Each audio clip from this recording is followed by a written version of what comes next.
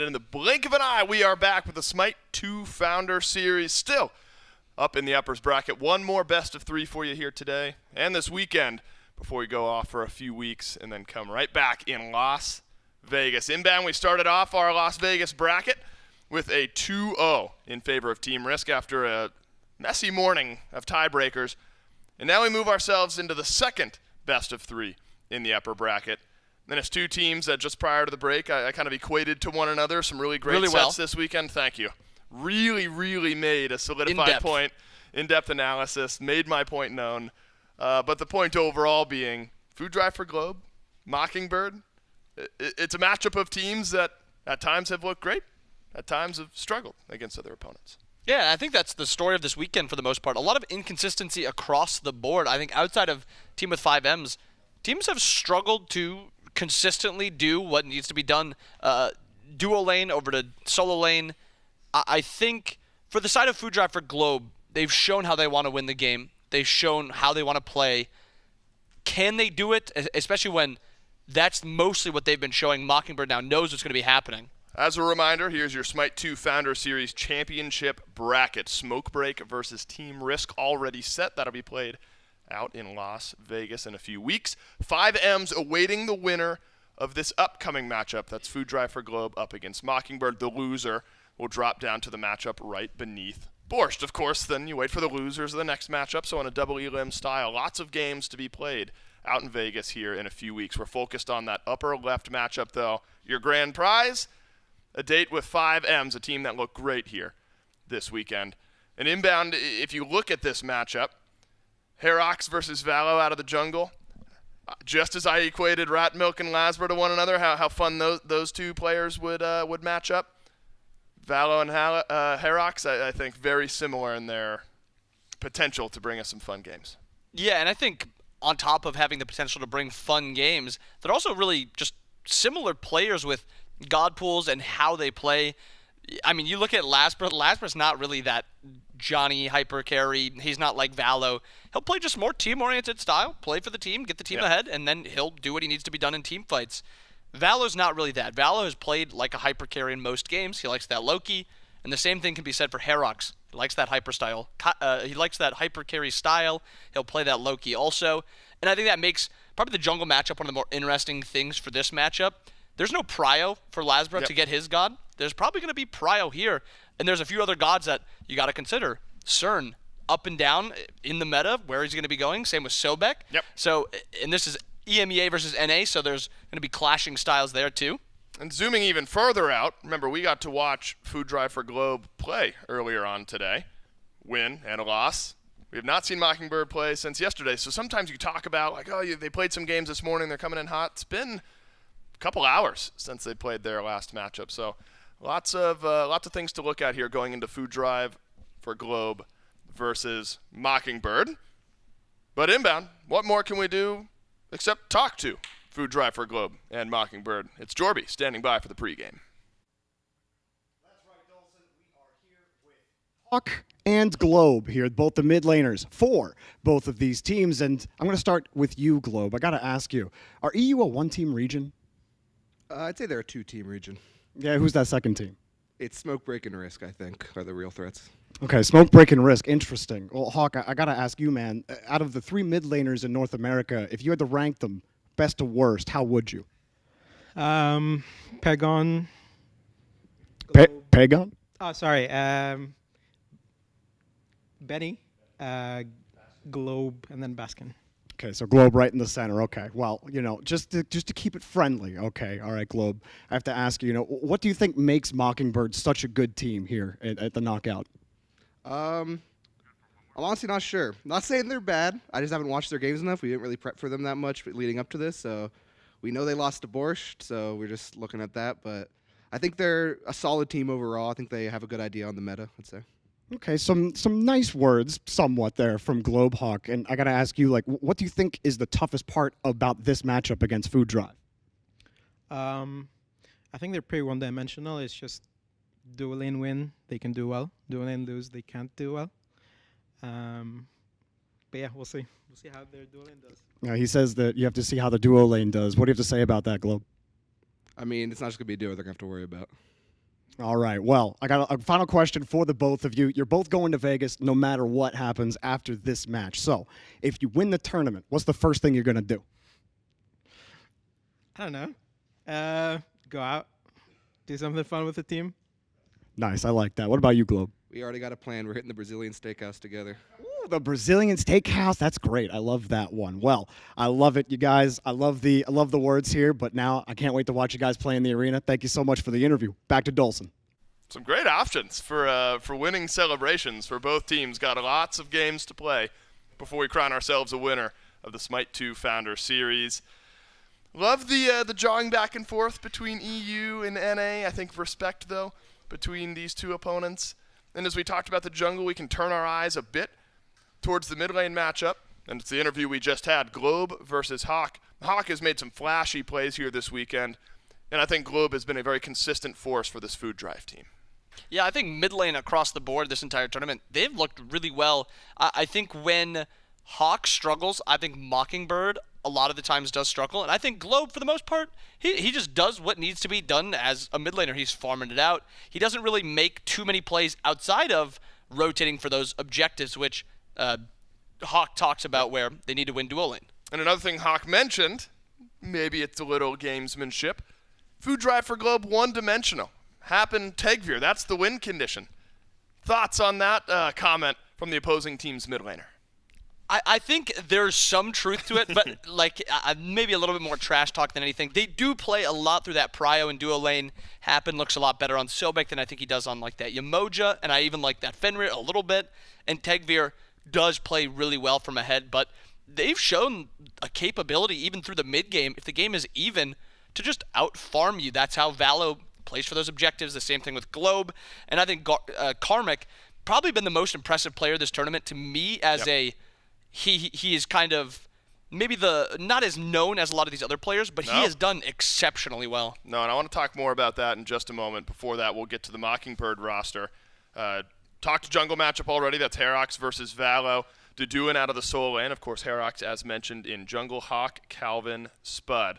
Calvin, wonderful interviews with Calvin, by the way. Good mind for the game, personable guy, and plays really well alongside Spud. These are some guys who have played some competitive Smite together in the past, and it feels like Calvin and Spud, pretty well built. Decent chemistry between those two to match up against Happen and Tegvir.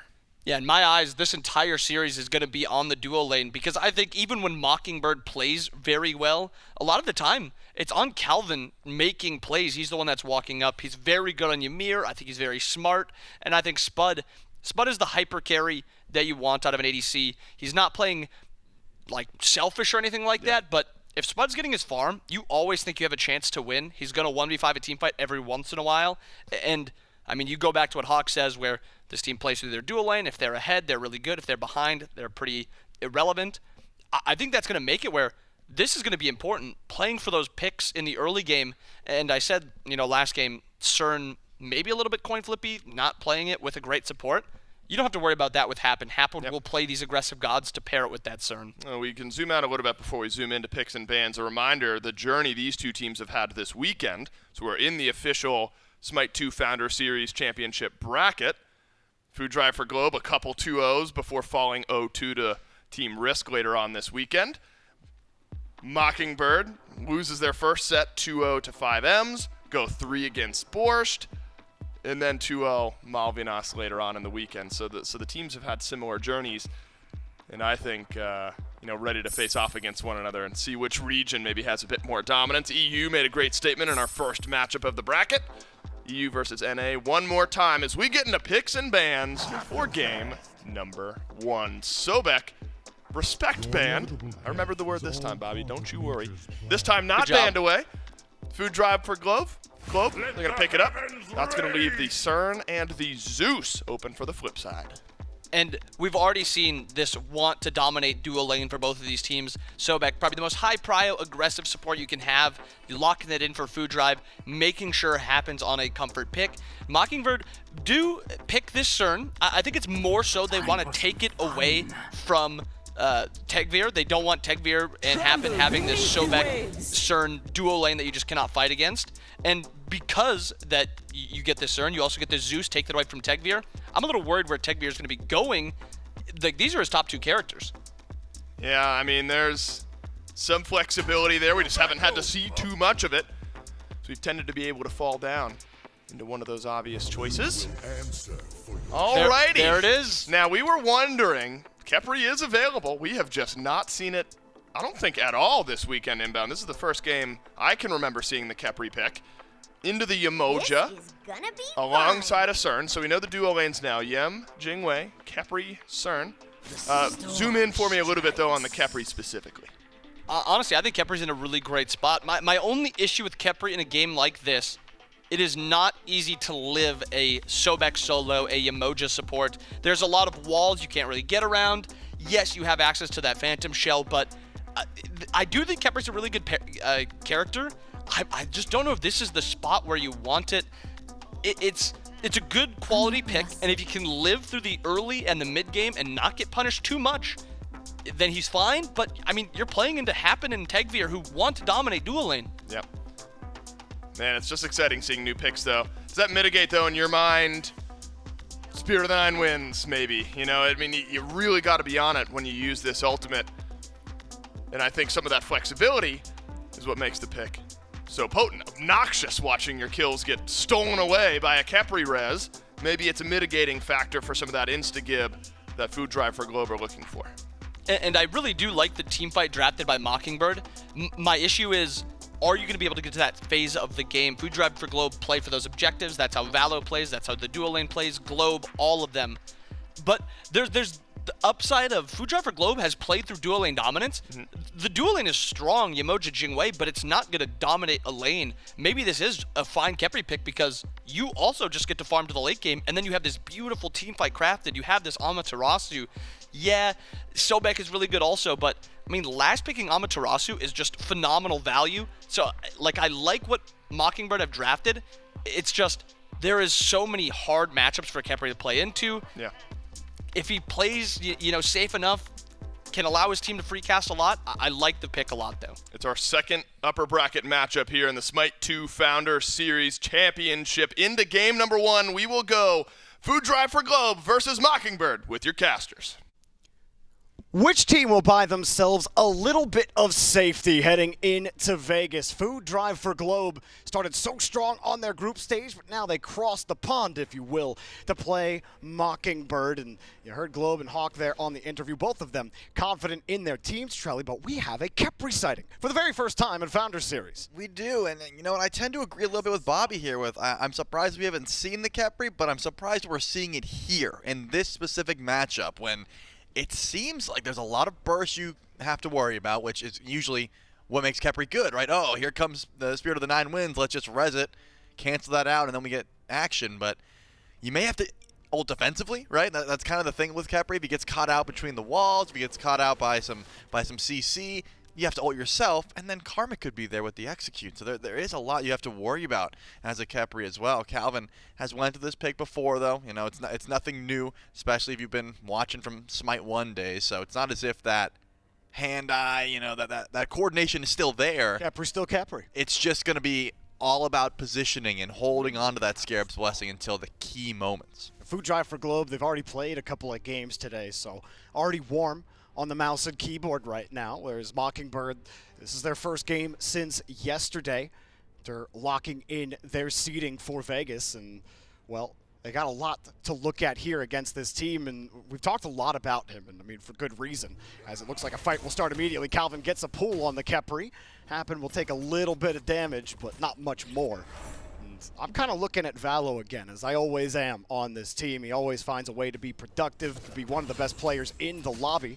And if he can find his footing, if you will, early in this lobby, I think it's going to be difficult for Mockingbird. How do you deal with Valo? How do you deal with his rotations, specifically in that duo lane? Hawk mentioned they run through their duo lane. If we stop that, we win the game. So far, it seems like Mockingbird wants to play more of a passive duo lane, right? You don't have that much pressure early on with the Khepri and the CERN. You can go for a little bit of action, but Happen and Tegvir, they play aggressive, right? They're going to be trying to get this purple buff as much as possible. They're going to invade if they can and just try and play sort of the left side of the map as much as possible. You know, I think Mockingbird is aware of how strong the duo lane is. But as Globe said, it's not just the duo lane. I mean, Karmic's usually able to get a decent-sized lead. Globe is an absolute threat, and Valo, in my mind, in the hard carry of the squad. So I don't think it's going to just be sit back and deal with the left side of the map, especially with the composition. Mockingbird, they've pretty much showed their hand here. They went 3 Sunders. Like, there's no blink in sight. They don't have that level of initiation where, oh, you can blink an Odin cage from Herox, or there's going to be dazzling offensive getting to the backline immediately. I like a couple Sunders, but especially even on a Calvin, it seems like a little much. You're kind of even seeing it like with the way they're positioning, right? You can't get as aggressive without that safety net behind you.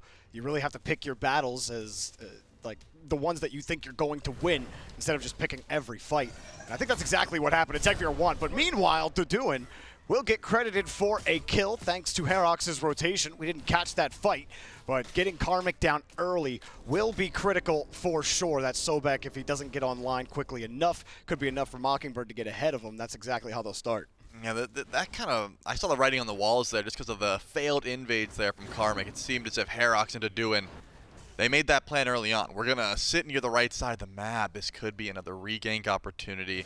Will Karmic use the pluck? Did he even level it? No, he didn't. He went for the 3 and the 2. So now he's going to have to watch out. Until level 3, Karmic doesn't really have any sort of movement, and it's not as if he went blink. He's got the Sunder. So he's going to be in a little bit of trouble. Should hit level 3 here, no problem. But that's the reason Herox sits around. They noticed there wasn't a pluck available. We got one more chance to go in for that kill. But now that also tells me blue buff may be a topic of conversation here for Mockingbird. Let's stay on the right side of the map. Let's make sure that the guy that can execute our Kepri, that can, you know, look for these tankier targets, he never gets online. Yeah, Karmic, I mean, even in games earlier this week, and we talk about Valo being a hyper carry, but Karmic has also put his team in a position to win when it looked like they were going to lose. And so having him out of that fight certainly will be a huge boon to them. Globe is also an X factor for this Food Drive team. This Cuckoo versus Zeus matchup. We've been talking a lot about Kukulkan today, Trelly, and how much we all like his kit and how much he's able to deal out that damage. That ult is obviously super powerful, and that's what Globe loves to do. He loves the gods that can just burst anything down, objectives, gods, as quickly as possible. We haven't seen his effect, not as much as we have so much Karmic or Valo. We haven't said his name a lot, but in almost a supporting role, if you will. Can be a critical component here in the mid lane. Because every time I feel like I've casted a lot of Food Drive games this weekend, and we're always talking about the duo lane, we're always talking about the solo lane, but we're not really ever talking about mid with Globe. That could be a good and a bad thing. Ring of Spears dropped, but Globe, no problem, gets out of there. Yep, Globe did start the Phantom Shell. One of the few times we see the Phantom Shell even picked up with so many walls in the meta. Didn't think it would take this long before we started seeing them consistently. But Globe, always fearful of Herox, and I like the attempt just sitting in the grass waiting to see if this Cuckoo steps up. I mean, he's got himself a dash off the slipstream as long as you use it when you're inside of the NATO. But sometimes people use the tornado to clear way, right? You're not able to get away there, so that's why Herox stuck around. You get that relic down. Now for the next 2 minutes, Globe has to watch out for the Odin cooldowns. I mean, Herox ult is going to be back up before 2 minutes, and if you guys have been playing Smite for a while, you know the Zeus Odin combo is one as old as time, and it's very easy, very nasty, very hard to mess up. The circle is pretty much the perfect size. You just drop Lightning Storm on the cage and say, I'm going to get immense value. And there's no way a Cuckoo's living through that if they do it right. Round peg through the round hole. Very rare occurrence in Smite for sure. Actually lining those up will be key. Karmic faced a lot of that early pressure from Herox. Seems to have been recovering quite nicely here as he plucks away from the silence dash. And will keep on sickening strike elsewhere on the map. Everyone just kind of standing up. This is not as much action early on as we're used to seeing in a lot of these games in Smite 2. Probably the least amount of kills we've seen in several days. Only 1 kill in the first 5 minutes. Gold Fury is up and available. Something Food Drive have always prioed at 5 minutes, but they don't feel confident in these lanes right now, especially in this duo lane that has been very quiet. TechVR, granted, you know, he's not on Cernanos this time. He is on Jingwei. That will affect how he plays it. I mean, look at his build as well. He just went Sunbeam Bow on Jingwei, right? It's not as if they have that much DPS. Sunbeam Bow will certainly help if you wanted to go for an early Gold Fury, but you know, Valo's stacking up Transcendence, Globe is stacking up Book of Thought. These are items that take a little bit before you really get the benefits of them. And Karmic, after getting First Blood, it doesn't even have an item to his name. So this Sobek not in the best spot to try and, scrap. And actually, if you can see Mockingbird's build, they're not playing for late game.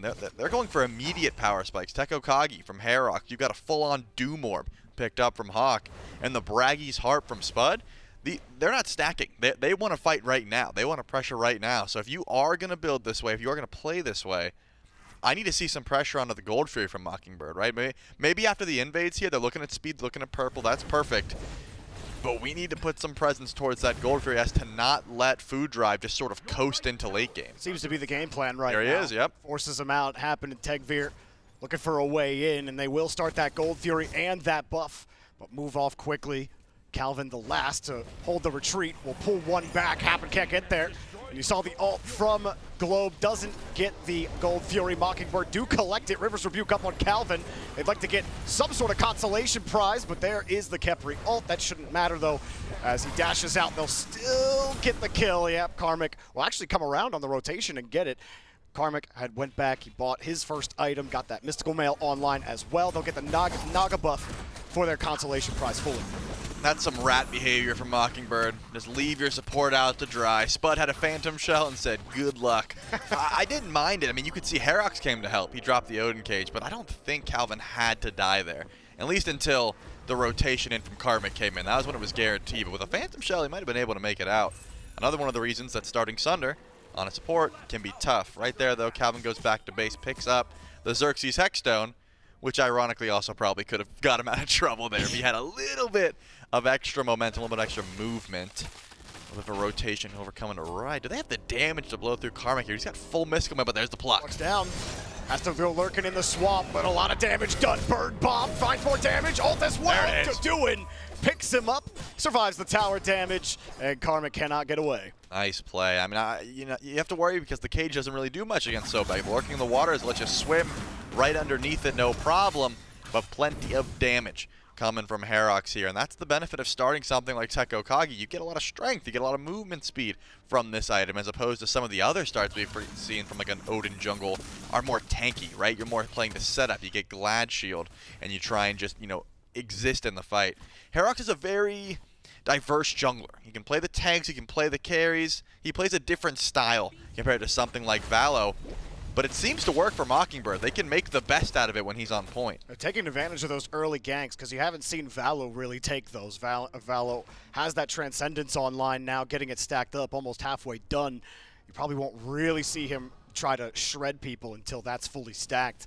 But still, Valo, he's one of the better farmers. You usually don't see him behind most of the time when it comes to the jungling. He is a level up on the other side, but they've gotten a lot of value out of these Herox rotations, as you were mentioning, Trelly, and I think that can be enough, but also getting that Gold Fury on top of it. They want to try to find a way to start stacking these wins, finding more picks. Again, there's only 3 kills, almost 10 minutes into this game. The longer it goes, the closer Valo gets to getting his power spike online. The game's still close enough. He's going to be able to shred. So Mockingbird have to find ways to push this advantage. So it looks like they're trying to force another fight here. Deep in the Order jungle. Calvin looking for him on the other way. You do have Globe back here playing it safe. He got zoned out by the Lightning Storm, and there was really no play there for Mockingbird. I mean, think about it. Food Drive has watched this happen twice now, where both of their buffs have been invaded. They made a small rotation, but where is Valo? He's in no man's land. He's on the right side of the map. He doesn't make the rotation over. So my question is, A, was that a collective decision? Food Drive says, hey, we're giving up these buffs, just go for a weak defense. Valo, you go find farm. Or was he just not in the right spot? Really depends. He was able to get a red buff. They tried to invade speed. Purple is still here. It's not as if this has to be a net negative for Food Drive for Globe, especially if they are attempting to play through Valo. You mentioned the XP. Still ahead, 2 levels over Herox, probably a 1.5. I bet Herox is pretty close to getting over to that level 2. But Odin really doesn't want to scrap by himself at the moment. He's not really a 1v1 character with this build. He's more so trying to follow up with his team. Sitting around Hawk is a great play. Sitting near the Duin can help you out a ton. But speaking of getting help, Tegvir forced to airstrike. And that happens a lot too in this matchup, man. CERN hits one root, and you got to just pop that ultimate. Yeah. But that's also the power of Jingwei. It's really tough to lock it down, and TKOs might not be enough. Ult down for Deduin. Both ults down here in the solo lane. Deduin seems to have had the better of it here so far. Karmic has done his best to survive some of the ganks that he has faced over here. that will be a slow roll over here for the solo lane. So what do you think is a good ADC build right now? As we can see, Techbeer not going to make the rotation over. We got some trouble from happening. Yeah, that was that combo we've been talking about. The old Odin cage on top of the Lightning Storm. And you get the last hit there over to Hawk. As you can see, Deduin, Spud, and Techbeer mirroring items. They all have the same exact itemization at the moment. Braggies and the old Sunbeam Bow. And everyone loves that Sunbeam Bow right now. After the buffs it got, you know, you don't really lose the mana. Khepri ult to save Herox, and he will live for a little bit longer, and that is the benefit that Khepri gives you. What would have been a good pick ends up being nothing for you, and now he gets to back, no death. He gets to get back right to lane, and Food Drive don't get anything out of it, but they have at least maintained the deficit that they had. You talk about them stealing wins in the jungle, Valo especially. We're still not seeing those ganks from Valo just yet. As he gets close to building it out, they're going for the Gold Fury here to try to even it up. Calvin, not sure he can do much here, but here comes Deduin behind, like you say, and also Herox, but Techveer makes sure that they get the Gold Fury and even up on that now. Here comes Mockingbird wanting to get some kills, and Valo will get lightning struck by Hawk, so they'll get one for the road. Man, I liked the attempt there from Mockingbird. You could see Deduin came over, but then nothing seemed to come from it. Herox said, bro, can I cover your lane? I need some farm, and you guys aren't doing gold. He said, no problem, teleports over. The second that you notice Herox is in right, it gets called out. Karmic says, guys, pull gold. They're down a man. Sure, Deduin came from the backside there, but it was a little bit too late. Gold Fury ends up going to Food Drive, but at the very least, Mockingbird gets a pick. And still, XP is a topic of conversation, but Hawk, most farm in the game at the moment, 2-0 on this Zeus. Only has an Aegis to his name currently, but has been positioning perfectly. Hasn't been really in any trouble at all. Have you seen Hawk's health bar drop below half? Not once. No, not at all. And especially, we haven't seen Zeus mid really often. Before some of his nerfs, it seemed like a slot in almost every time if he wasn't banned. And seeing him picked here against the Kukulkan, which has seen a lot of success today, really alone, and he's finding a lot of success in that mid lane. I think he's also having those assists. I think Herox has still been a huge force in helping his team get into these solid positions as everyone gets reset here for Food Drive. I still think they're playing the map okay for how aggressive Mockingbird had played in this duo lane on that duo side jungle, trying to lock that down. Some of these team fights, a little strange sometimes for Food Drive for Globe. Kind of like it was going against Team Risk, where it's just jagged. It's not really together. It doesn't feel synced all the time, and sometimes relies on Valo. And here the mid lane's in a little bit of trouble. Globe sitting back as Happen barely survives, and the Lightning will not kill him for now, but he is certainly getting picked on a lot on that front line. I'm not sure. You know what, I'll hold that thought, because it seems as if Pyromancer maybe started up here. Techbear made the rotation. Spud still in the base. He's on the way. He's going to be a little late. But Mockingbird is trying to stall this one out. They need their Cern here if they want to try and get aggressive. And Deduin is just behind everyone, chilling for a bit. This Pyromancer dance is going to be clean. Now Rivers Rebuke up to try to separate Calvin, and he gets deleted by Techveer. And that might be the go signal for Food Drive for Globe. Start running them down. Herox getting pushed back. Valo on the backside actually gets pigged out and forced to retreat. But meanwhile, Globe took out Spud. Ult for Deduin to take Valo down. And they can't lock down Deduin as he dashes out. It's a 2-for-1 though. And Mockingbird, that's probably not how they wanted that fight to go. This Pyromancer looks like it's Food Drive's. Man, Happen played that so clean, but Mockingbird not ready to give it up just yet. Remember, Hawk does a bunch of damage, but he can't get in the perfect zoning there from Karmic, but he will fall for it. One more detonate will do it. Herox can pick that one up, but Deduin's not done. Deduin sitting right in it. We saw this Amaterasu box at low health and just takes down Techbeer, and Happen got caught. Herox just comes in and gets a free spear in the face. Man, I should not have given praise to Happen for that ult, because I guess I cursed him to lazy back immediately after. There was no reason to back there. It wasn't as if he had to get back quickly to defend Fire Giant, but as I say that, Calvin's nearby. I can see where Spud's going, and guess what? You do have to get back quickly for Fire Giant. Globe is the only one on this side of the map. I don't think he's aware of this. He already used his dash, which means he can't actually dash. I think this is a free Fire Giant. A free 15-minute Fire Giant. Well, that is not how Food Drive want to do it. It's these fights, Trelly. It keeps hurting Food Drive, where they get caught I don't want to say, I think it's wrong to say being lazy, but just I mean, that was being lazy. unaware. Just being unaware. Happened lazy back four, sure. Yeah, I mean, it's just like, you can't be doing that in this situation. Like, you don't want to go to Vegas in the lower bracket. Right. That's the last thing you want right now. And Food Drive they have to square up. They got to focus up. They'll pluck one back with the Rivers Rebuke. Try to lock one down, but the Kepri ult is up. It'll be hard to lock it down. Lurkin in the swamp, waits for it to go down. It is down, and Karmic has the sub-execute double kill. Spud gives him a double right back. Up with the airstrike. Can they chase one down as hi-rez is on his last little bar of health? Globe certainly wants it. Spear isn't got the range. And he will get out with his life. So you thought you could get away with 2, but Spud gives you 2 right back. Man, that is a clean gameplay. Here comes the Pharaoh's Curse and the Sunbeam Bow. The slow is clean. The Aegis is not. Techbeer falls down to Spud and makes the Duin do all the heavy lifting. The tier 2 tower is their target. And I'm thinking this one goes down no problem, Jorby. This Amaterasu, man, every single game, I swear, we're just watching her outbox everybody. We saw Variety do it through in an inch of his life how many times. And to do it, it's not even the same kit as Variety had, but I feel like it's the same gameplay. Right, and I think what a lot of teams are severely underestimating is the amount of healing that this build brings. I mean, that's the reason Variety was able to make that play, was because he had the Death Toll upgrade. Even with just Death Toll and the Fire Giant buff and Ama's 1, it's enough to warrant a Divine, a Brawler's pickup. These Lokis aren't grabbing it. That's what you need. That's the extra. It's so easy to apply that anti-heal, and it's just not being done. So yeah, the Amas get to feast, and Daduin gets to be 4-0-3. No problem at all.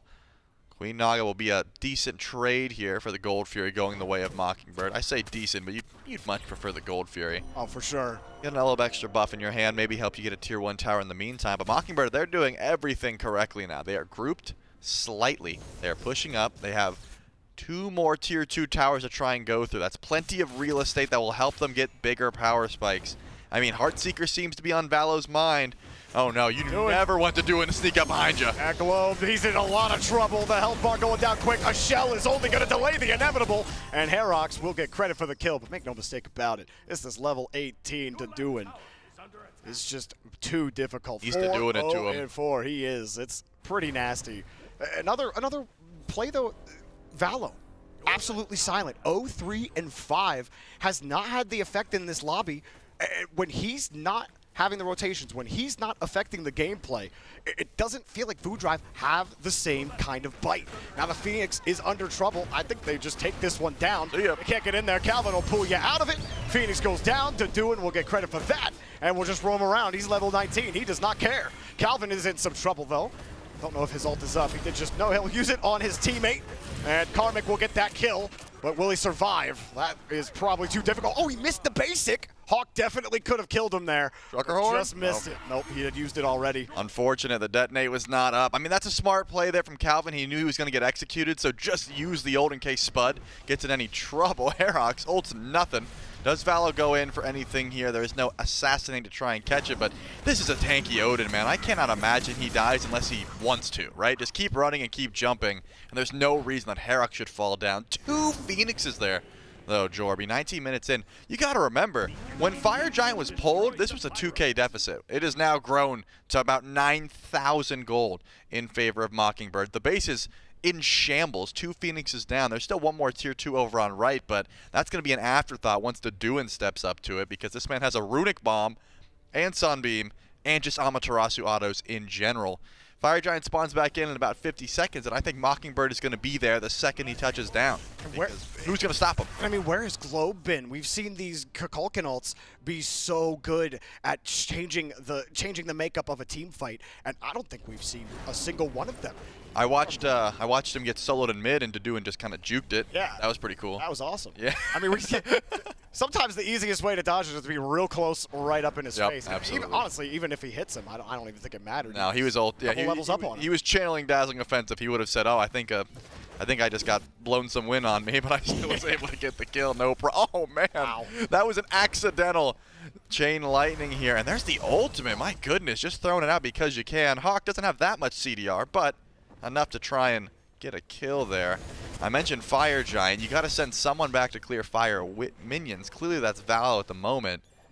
but it's going to be difficult. That far left lane, no one is clearing that wave. I think Mockingbird can play patiently if they want, but it doesn't seem like they're doing that. If anything, they're in trouble. They are. River's Rebuke is up. Can they find a pick here? Aegis. But Aegis. And Hawk will survive for now. Valo trying to get out of the way. He thought he could find Spud, but Spud found Valo. And now another gravestone pops up in the arena. Karmic adds himself to the tomb. More on Food Drive, maybe joining him shortly. He's got pigged. You may find yourself dead here soon. One for the roast. There you go. To do it puts an apple in him. And that is no answer that Food Drive have. How about it, Mockingbird? They're just going to go end. Why not? You just roll right through. You've been rolling this whole game. This might less than sub 23. They're just going for it. Tegvir will get a kill elsewhere. But look how fast that Titan melts with that Fire Giant buff.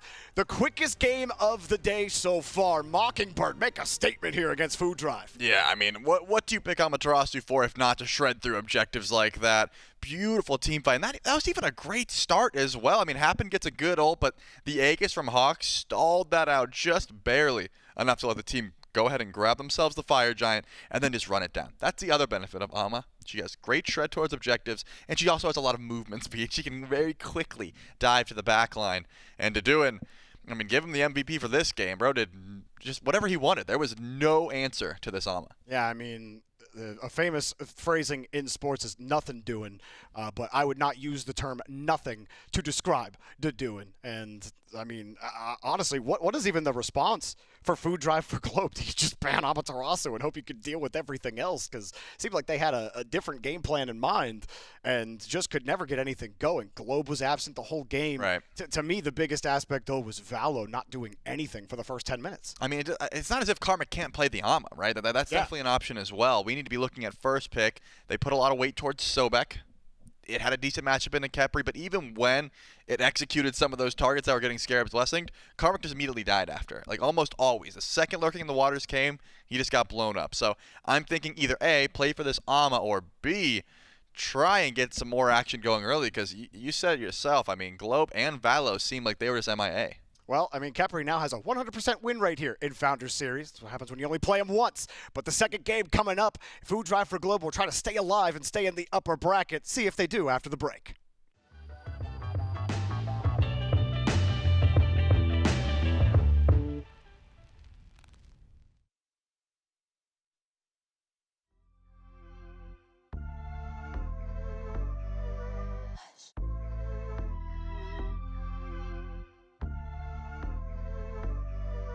Let's get drunk.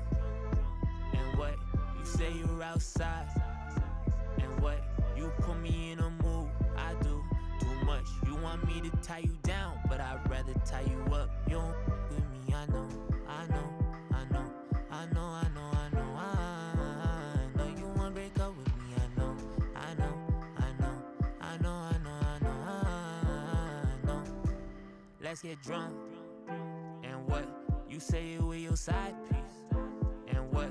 Don't start these petty games. I do too much. I was with two girls in Amsterdam and made them double dutch. Don't know what's wrong with me, Two gone out the Casa Bay. 12 shots out the Casa Bay. Tasting like you're not my baby.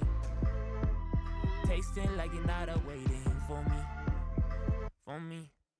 I won't big you up, you can see it already. Don't act like you play me, I beat it already. When you say you cheated, I cheated already. I promise your numbers deleted already. I got a new work asking me to go steady. I call it Lil' Caesar, she hot and she ready. I'm thinking about you every time that she get me. And you might forget me, but never forget me. I know, I know, I know, I know, I know, I know, I know you wanna break up with me. I know, I know, I know, I know, I know, I know, I know you with me.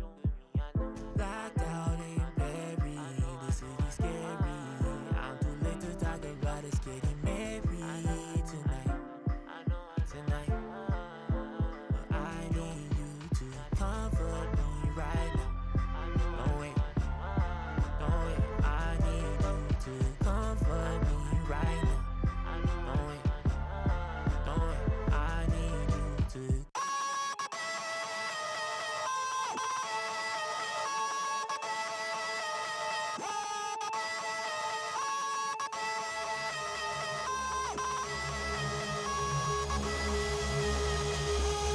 When I try to share the skin Become something else. I just slept so bad in the pain.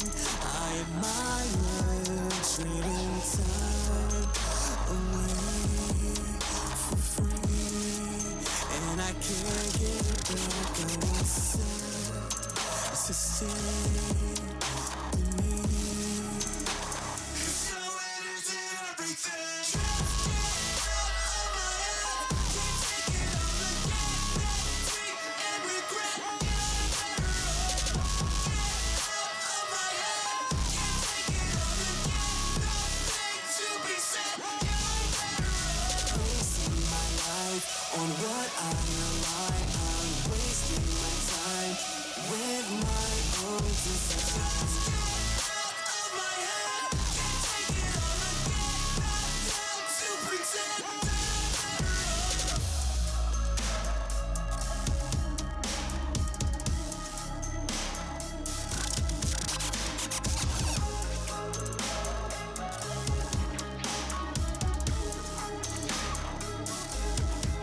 I'm tied the rest to find.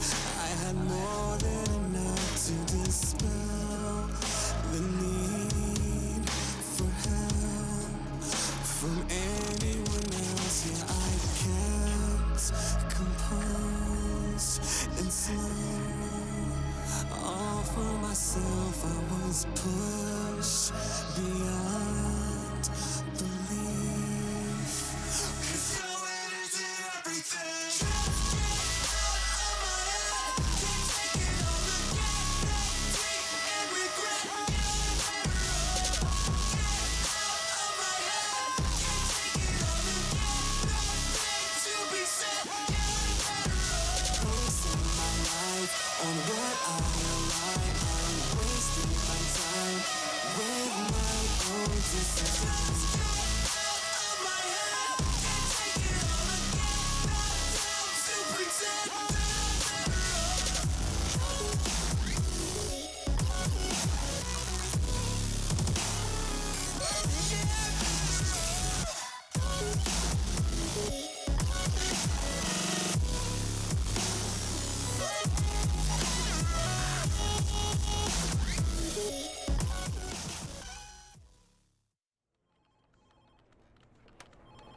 And then I said, that's not Bacchus, that's Bilson's mother.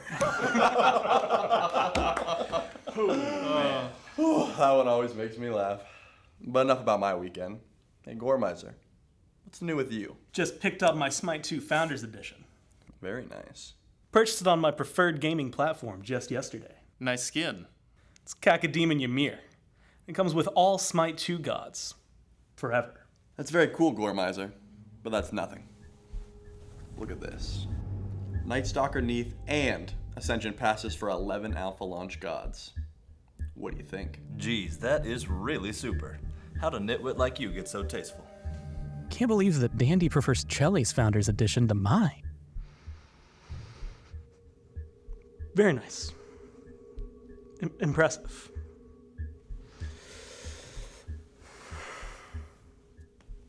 Let's see J-Max Founder Edition.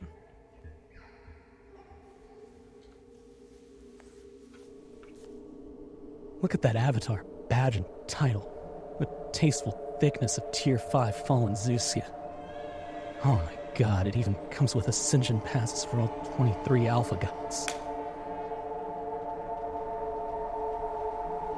Don't be like this psycho and upgrade your Founders Edition, so you don't miss out on Night Stalker Neath, Tier 5 Fallen Zeus, and Ascension passes for the first 23 gods. Upgrade today.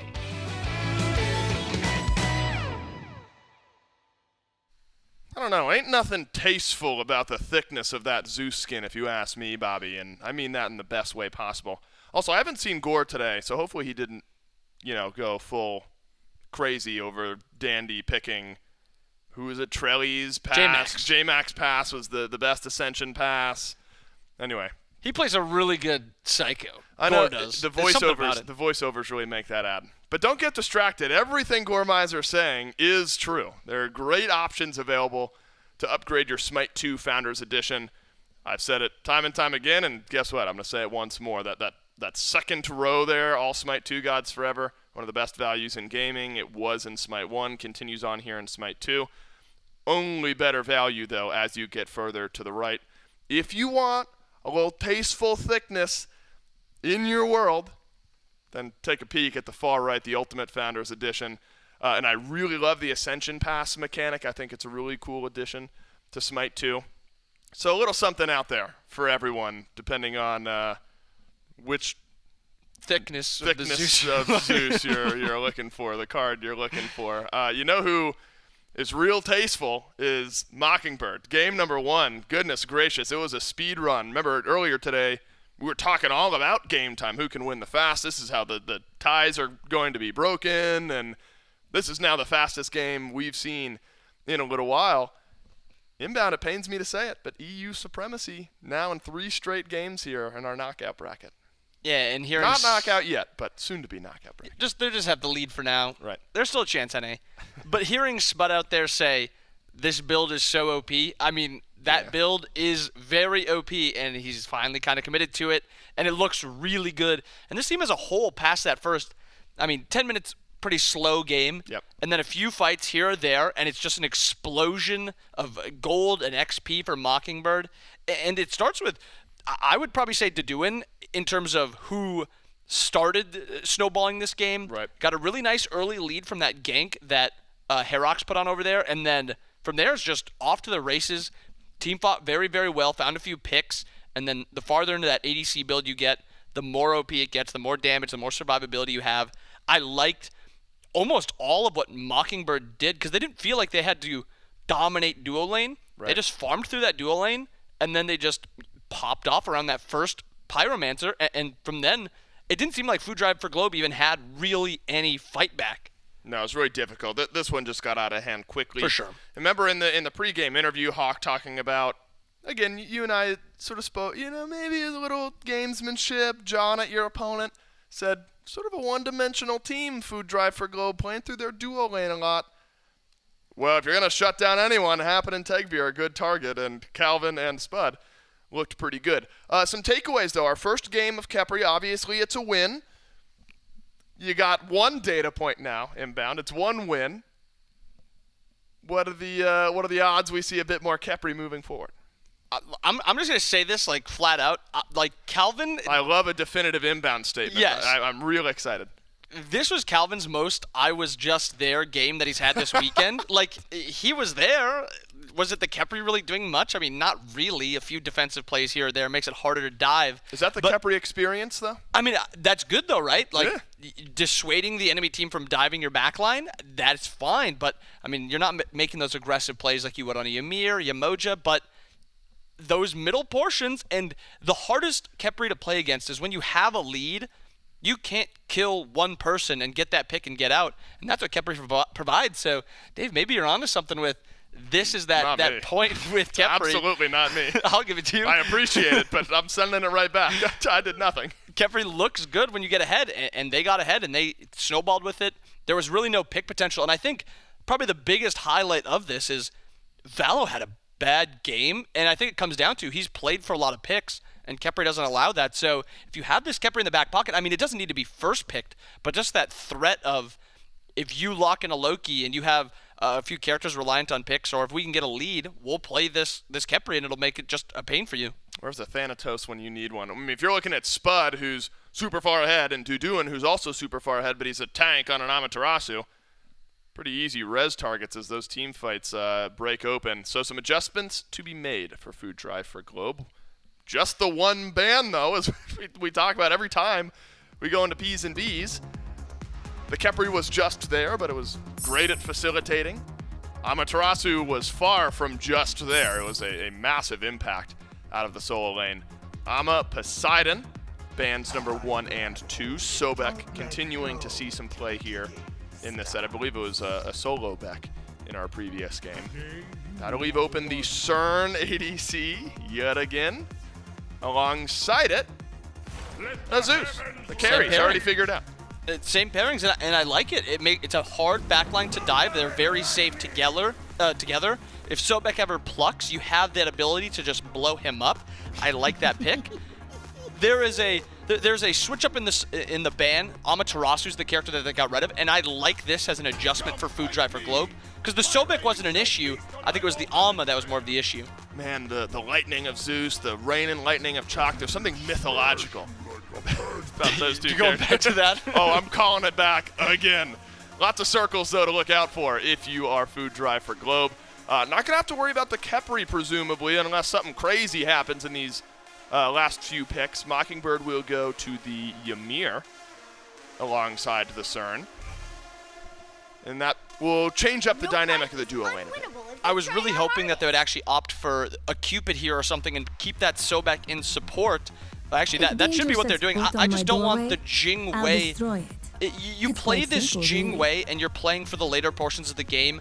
Happen and Tegveer look the best when they have pressure. Jing Wei does not bring you pressure, and I don't know if it's something wrong with the Cupid that Tegveer doesn't like it, but I'm not in love with this Jing Wei. I do like the round out with the Hecate, but I'm still just doubting that Jing Wei pick. It's really interesting inbound, and I'm sorry, I'm going to remove myself from this a little bit. Have we had one 3-game set all weekend long? One. It was one. Borscht versus Mockingbird was 3-game. Obviously, this morning was just best of ones. But then our first knockout game that we just saw was a 2-0. And so I'm just thinking it feels like such a back-and-forth weekend, but it's really been the matchups. Teams that beat this team have lost to that's been the real chaotic portion of the weekend. It's been pretty convincing wins, though, when you're actually in-game, in one of these best-of-3s. Food Drive for Globe are going to have to flip that script, though, a little bit. Do they have the composition that can get it done? After that game one and how Mockingbird played it out, I like how... Why are you laughing? I'm laughing because I asked you who's going to win, but with extra steps, and I'm sorry because I hate That's doing what that. I thought. Allow me to rephrase. What phase of the game, what aspects of the game does this Food Drive for Globe composition win at? I like that one. That one's I like that. That's a better one. Go. I actually think they have the better late game comp at this point. The team fights might struggle a little bit, but when you have really good engage, you have really good late game dive, and I think Mockingbird's comp will actually struggle with the dive that Food Drive has, and Jing Wei's not a character that really needs too much peel. You can fish for ultimates with the Hecate. Yep. So I like Food Drive for Globe's late game composition. We've watched a lot of Smite this weekend and only had one 3-game set. Do we get another one? Must win here for Food Drive for Globe. Jorby, Trelly, it's all yours. Well, Dolson, myths and legends are reality when it comes to Smite. And you know what else? What might be a reality for Food Drive for Globe? The lower bracket. They got to win this game just to keep going in the match to force a game 3, which we haven't seen very often this time around, Trelly. They banned that Amaterasu out to try to give themselves an advantage. But you see the 5-stack, try to look for a pick, and Valor turn and tail and run. And oh, boy. Oh, boy. Oh, well, I love seeing that from Valo's POV, where he was just like, okay, goodbye. See you later. Look at all the wards placed, man. This was something that was very popular in Smite 1, was to carry around a couple wards just in case. But in Smite 2, it was kind of just like, we're going to 5-man group and just look, right? We're not going to spend money on wards. We're just going to find you. And in this case, what are we doing? He's just looking around, you know? Like the whole way back here. He's just checking out what's going on.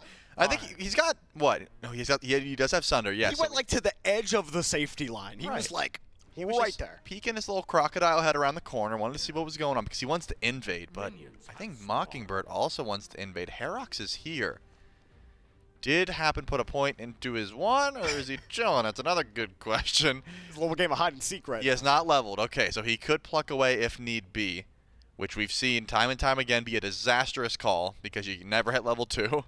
Happen's not in a great spot, though. Like, that's what I'm saying, man. There's 2 Sunders here, one on Herox, one on Calvin. Happen can attempt to go for a speed, but he's already taken a lot. Oh, man, He's just dying. You're going to have to level Pluck for sure. Yep, good luck.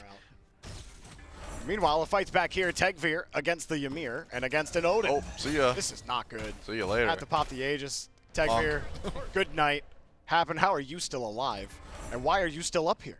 The purple buff is what he's after. Why? Your duo just died. You need to leave. No, you fool. This is all part of his plan. Trust me. Guess that's why he's playing and I'm not. No, you're definitely right. He does need to leave. Yeah, but let's play a game as to when he hits level 2. Because again, he leveled his pluck, and he has gotten 0 farm so far this game. So currently, We're about a minute in. This wave needs to get cleared somehow, and Tegvir is not going to do it. Happens attempting to get the purple. That would help. He still does have Sunder up. That would be nice. Okay. Okay, they get it. Now get out. There you go.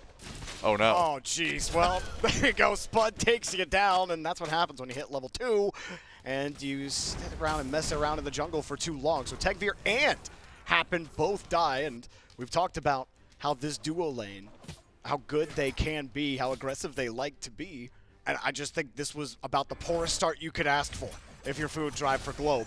Herox, Valo's just trying to take their back camps. And this is about the weirdest, most awkward start I think I've seen all weekend. And remember, level 2 is still a ways away here over in duo lane. It would be a decent idea for Herox to head over, but it looks like no. Going to chill in mid lane for the time being. Has Sunder on the Odin, so no sort of blink to close gap. But Valo would have loved to try and get a blink off of Doduin, and that's exactly what happens. Now Hades is a little bit less safe. Could be looking for another gank over towards that solo lane. Look at the start, the Sands of Time, so not very tanky here for Doduin just yet either. Will we see the full-on damage? Stop the clock, 221, he hit level 2. Oh, we did it. There's an attempt, we'll see if he goes full damage with the invisibility helm, or if he's more so trying to go a bit of a tankier strat here for Hades. I think he at least beat Risk's time to level 2 yesterday in one of their games. Oh, for sure. And if they want to hang their hat on something, Risk won that game. That's a good point, yeah. So you can at least think about that as Globe works his way to level 5 and food drives start to stabilize a little bit. You know, we have seen plenty of teams recover off of these awkward starts that happen sometimes on these invades and these buff steals. So it could get really awkward when they're doing that dance and trying to catch each other out. But they seem to be stabilizing now, already at level 3, trying to catch back up. But Spud able to get that early kill as well. I want to try to keep pressuring Tegvir as much as you can. You don't want this Jingwei to be able to stay level with you if you're the Cernunnos, and nobody probably knows that more than Tegvir, who rocks that Cernunnos very often. Yep, I wonder if we're going to see a similar build from Tegvir this game. I mean, he went Sunbeam Bow last time, probably the same style of build, but Spud loves just going the Warrior's Axe starter item and going into it. But this was the same as last time as well. These purples, the speed, were just constantly invaded here. Happen definitely had some trouble. The body blocks could have came through, so he had to go north. Can we get a wall or anything like that? No, if anything, trying to get spun out is the call here. He might be in some trouble himself. Valo with the decoy the ult. has that more damage. Hekany ult from Globe. Will save himself with another teleport, but someone's in trouble, and Valo was the one. They're going to get out without a death. Oh, That's unreal. This is disastrous here, man. Mockingbird, that was a beautiful ult from Globe, but he teleported out maybe a bit too early. I think he could have finished the kill. He was scared. He was getting closed by 4 people. Yeah, I think he could have killed Spud and then teleported out, but it would have been risky, so he opted to just bail. But, man, I'm already seeing shades of game number 1, Jorby, where the purple and the speed did not belong to Food Drive for Globe. Yeah, they dumped all 3 Sunders to get those buffs, and then they win the fight right after. Like, it literally went perfect for Mockingbird. Maybe we're looking at Karmic again. I don't know if it was you I was casting Food Drive with when Karmic won that late game against Smoke Break. To flip it around when it looked like Smoke Break were going to win game 1, and then Karmic comes in with a late storm call, completely flips the game and flips the table for Food Drive to win the game. We've watched them sneak wins before, so this may be a long one, but they really got to find a way to stop the bleeding and get a couple of wins. You can't just keep losing these little fights in the jungle and in lane and expect to actually come back. They need little wins somewhere. They need little picks somewhere. And while this fight happens, just kind of sticking in it, taking a lot of damage, Wall's not going to get much done, and Happen will sit back. I'm looking at Valo again, who didn't get anything going last game. He's going for a bit of a different build this time. Let's go! This game a fist pump. Love the adjustments. Yes, I mean, there's no Amma this time around, but there still is a good bit of healing. And as a Loki, hold that thought. Globe definitely going to have to ult out here. Does anyone cover the option? The stun is good, but Globe's going to be able to get out just fine. Trade ult for ult. And another ult because Hawk also dropped the Lightning Storm. Regardless, Loki wants to all-in you, and Sustain can ruin that. So the Brawlers needs to be a mainstay in the majority of these Loki's builds. This is a Gold Fury attempt for sure coming through from Mockingbird. Only Happen close by. Does he have Sunder? Yes, but he might die if he tries to stick around too long. Get stunned out. There's no chance for them to steal this. That Gold Fury should fall. No mana. To Mockingbird. No and Happen may be an extra win, as Hawk will pick it up, like you said. Nothing he can do about it. Maybe they can get some kills. Karmic and Valor. Nope. Oh, about a tick of frame. A tick of frame. A tick of frame, yeah. Put that one on the bulletin board. One tower shot away. But Valo, that was calculated. If you ask him, he's like, of course I knew it wasn't going to shoot me All there. plans. I take that to a T, and it ended up working out. Man, I mean, Mockingbird can do no wrong, but there's a level 9 chalk in the game, and that is a good point to look at. Unfortunately, there's also a level 4 Sobek in the game, which is on the other end of the spectrum. Can you confirm a buff for your team? Yes, and now we have a level 5 Sobek. Let's go. Things are looking big. Things are looking big. Can lurk. The gator loves to be in the water as much as he loves being on land. You'll know that if you live in Florida. That is true. They love that sun. They do. You know, I don't blame him. It can feel real good, but he hasn't been feeling good yet. And Herox has just been harassing that speed buff all game. These 7 minutes probably felt like 15 to Food Drive. That's got to be good. Like I said, small wins can be big when it comes to starting to build the confidence and starting to figure out the vision. Your awareness is a little better. Your fights are a little better. We'll see. They are 2 levels, or he is at least 2 levels down to the Ymir, and still catching up as well to the Cernino's only 1 level down. But that duo has been outboxed so far. Deduin in the Hades. Doing a lot of damage to Valo, but could not quite catch him. He could have dashed forward, opted to go for the Devour Souls. There goes the ultimate, does pull back Hawk. Now Hawk's in some trouble. I don't know if he's making it out. Aegis is still sitting around the Lightning Storm as well. Valo, there was no escape for him. And if he didn't make it there, alive. Spears is here. Deduin comes through. Karmic will get a kill. And Hawk somehow is a master Houdini artist in survival. Don't know how he got out of it. And Herox just keeps on swinging the spear. Deduin forced to retreat. Karmic hoping for another kill. Everyone's super low. Axe comes up. He could kill Herox here. No, the shield up, and it doesn't matter. He swings around. And how about that for a spin to win? He might not be done, though. Look at this. Karmic trying to chase Hawk. Did pop the Thunderclap. Has some movement speed. I don't think you get out here. It does seem to me like Karmic's maxing the Torrent as opposed to the Axe Throw. That's why it absolutely chunked there. If you put more points into your 2, you're going to get the benefit. There it is. 3 points in the 1, all 5 in the 2. And a lot of people want to juke the 1. You know, they think that's the big poke damage. But go ahead and look at the player damage, and you can really see what Karmic's been able to do this game. Just about triple anyone else on the map. 3-0. And I'm not going to say the last line of hope for Food Drive for Globe, but at least the last line of hope for the early game is this chalk. Only fight when Karmic rotates. The power of, like, you combine the Bluestone with the Soul Gem. Yep. And now the Cloak's online, makes him nigh unkillable. Yeah. Like the Soul Gem build, you know, I saw a lot of people out there maybe like, oh, Soul Gem, interesting. Because people are so used to maybe a strength focus on chalk, but turns out these int builds are quite deadly. Yeah, so much of his kit scales off of intelligence, so it works out. That's why you got it. And Soul Gem is a very popular item for anyone building intelligence. We'll see if Food Drive can continue to try to get back. It wasn't a good fight for them. Sure, Karmic was a bright spot, but effectively they had lost that fight. And we'll try to find their way here in the mid lane and elsewhere. Something we haven't seen, Trelly, from Food Drive that we were praising them for all week. Yesterday and today, what's really suffered is their farm game. They have been met pretty much tit for tat when it comes to the farm. In fact, maybe even getting out-farmed at times. Valo has the ult on Herox, but this is not the fight he wants to take. He needs to leave. He's got the blink. Assassinate's already down. He'll miss the freeze. And Valo, good on the escape artistry. Has some assistance now, has happened. Plucks one back, and now all of a sudden this turns on its head. Mockingbird are in some trouble. Global kill Spud. He was probably dying anyway to the Sob Execute, and they could turn on them and run. And so are Calvin. Calvin's thinking it too. They still got Zeus up with a full complement of health. Hawk has avoided death many times. They don't want to take the fight. Man, this is something I've noticed about Herox's gameplay. Even when he has a great start like this, sitting 3-1-3, he falls behind. Because as a jungler, Herox is the type to just sit around a corner and wait to see if the gank will happen. And that can be very beneficial if it works out, but if you're not getting those kills, you're losing a fair bit of farm. I mean, when Valo's 0-2 and hits level 9 before you, and your team's got a Gold Fury, you're doing something wrong. And I think Herox needs to just get a little bit more tank stats going on, because that has been the call, right? It's been the Teko Kagi, some Glad Shield, beads. That's been the itemization here for the Odin jungle. And Herox went for the solo invade there. He tried to take the speed buff, did end up grabbing it, but a little bit more itemization would have certainly helped out. Mockingbird finally pulls the Gold Fury once again. Can happen, get in? I don't think it's already gone. Yeah, that got melted.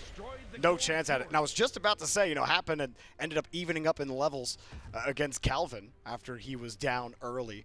And even you see Tegvir also catching up. So while the XP differences are being made up, these objectives continue to be a pain for Food Drive. They were starting to come back, and then the second Gold Fury puts them right back to a 2K deficit. It's not a large deficit, but it's just like you can see the dip in the graph there for the gold difference. Like, you're almost there, and nope, Mockingbird still staying one step ahead of you.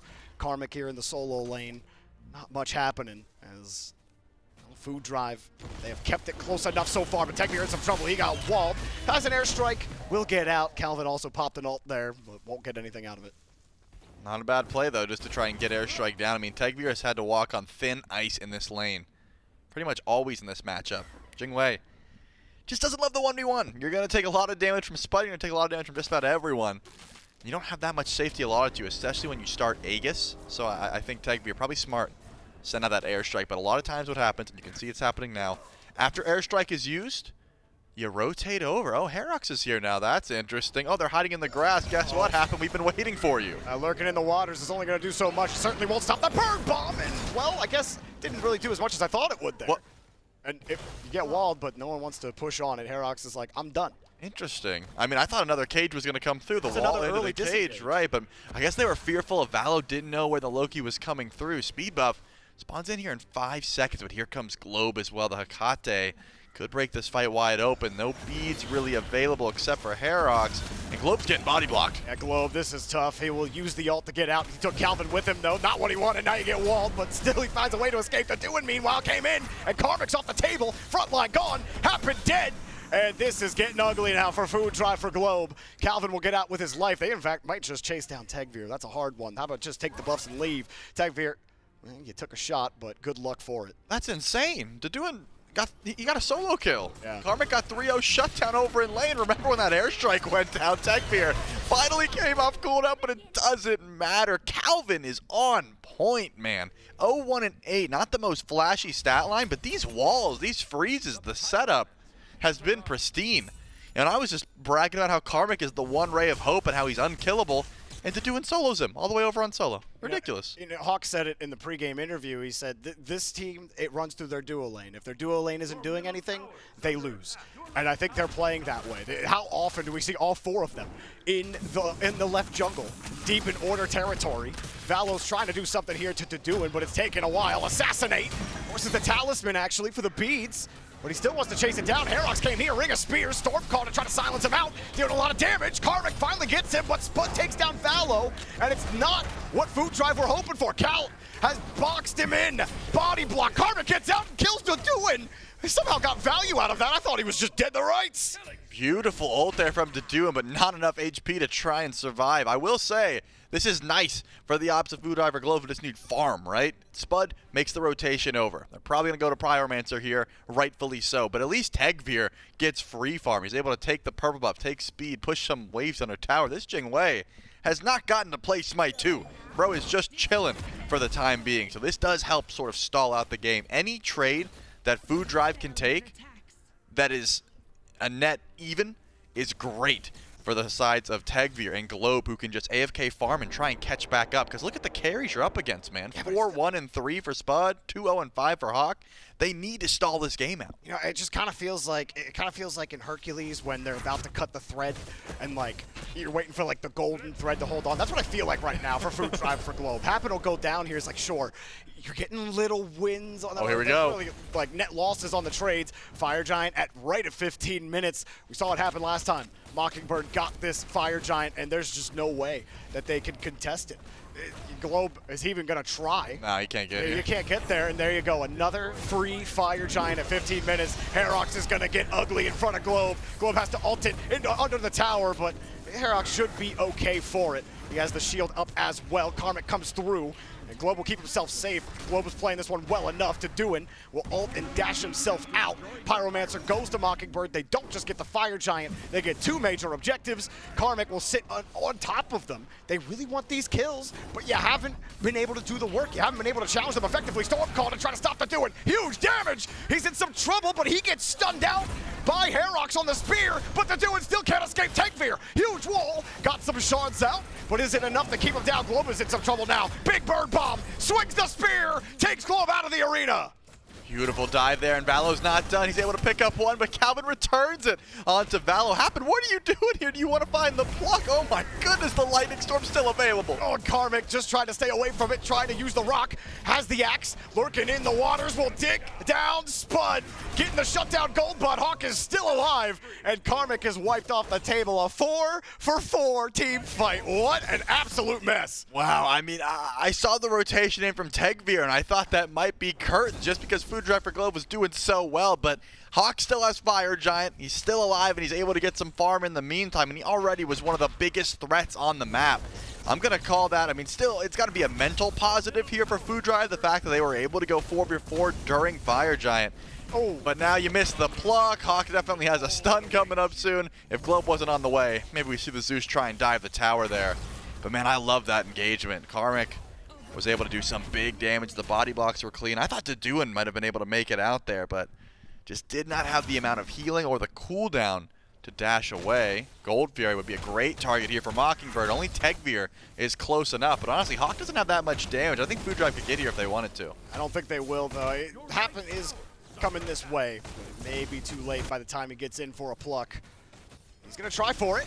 And great wall there, Calvin. He's been playing well all series long. Yep. And I mean, that one was easy, but his walls have been pretty lethal in other situations as well. This Hawk somehow avoiding the guillotine every time. He's 3-0-8 and not doing top damage. Karmic still has top damage in this lobby, and I mean, that has absolutely shown itself. He saved the day by knocking Fire Giant buff off of 4 of them. But is it enough? Have we seen it from Food Drive where they can actually flip this game around? We've seen little signs. I mean, I still think they're trying to get online as much as humanly possible. Tegvir, Happen would love to be tankier. I mean, Globe wants some more itemization. You got to look at their direct counterparts, right? Valo is the guy that we've been calling for, and he's sitting at 1-4-4. Not great. Has been a part of at least 5 kills, which can certainly help, but this Loki needs itemization more than anything. Brawlers, which I've been calling for, great. The Crusher, it's a decent bridge item, but Heartseeker is where you really start to see Loki's damage start to add up here, and that's just not something he's been able to grab. Tekko Kagi has also been pretty much a mainstay in all Loki builds. Valo just needs gold, right? He needs farm, and he doesn't have a lot of it. The tier 1 will help, but you might get caught out here. He has to ult away. Doesn't even grab the tower because of Calvin and a nice wall. And the invis, the dude's gonna sneak up. Yeah, he only has a blink available. They have to, no, actually, I don't even think he had a blink. He just dies. Calvin will get the kill. Deduin locked him down. And, well, that is tough. Valo has not had the success that he's found this week. He's been completely shut down. Can't, like you said, can't even get a tower. Can't even get, like, the piece of candy on the ground. Can't even reach down far enough, man. He pulled a hamstring. Oh, I thought you were saying that, like, Mockingbird had it on a fishing line and they kept reeling it in whenever That's also an accurate analogy. Yeah. Probably better than that. Either way, Karmic just wants to get the Queen Naga. They are able to confirm it for themselves. Buffs goes over to Tegvir. But Globe forced to blink away from the freeze from Calvin. That's a lot of safety that has been given away from Globe for really nothing. It's not even like fire is available anymore. Mockingbird just pushing for the likes of it. Calvin had the wall up. Herox will jump out of the fray. Deduin sits right in front as well. That lightning storm is getting so much value. Deduin takes Globe down. And Mockingbird rule the world right now. No answer for Food Drive. It's looking a lot like Game 1 right now.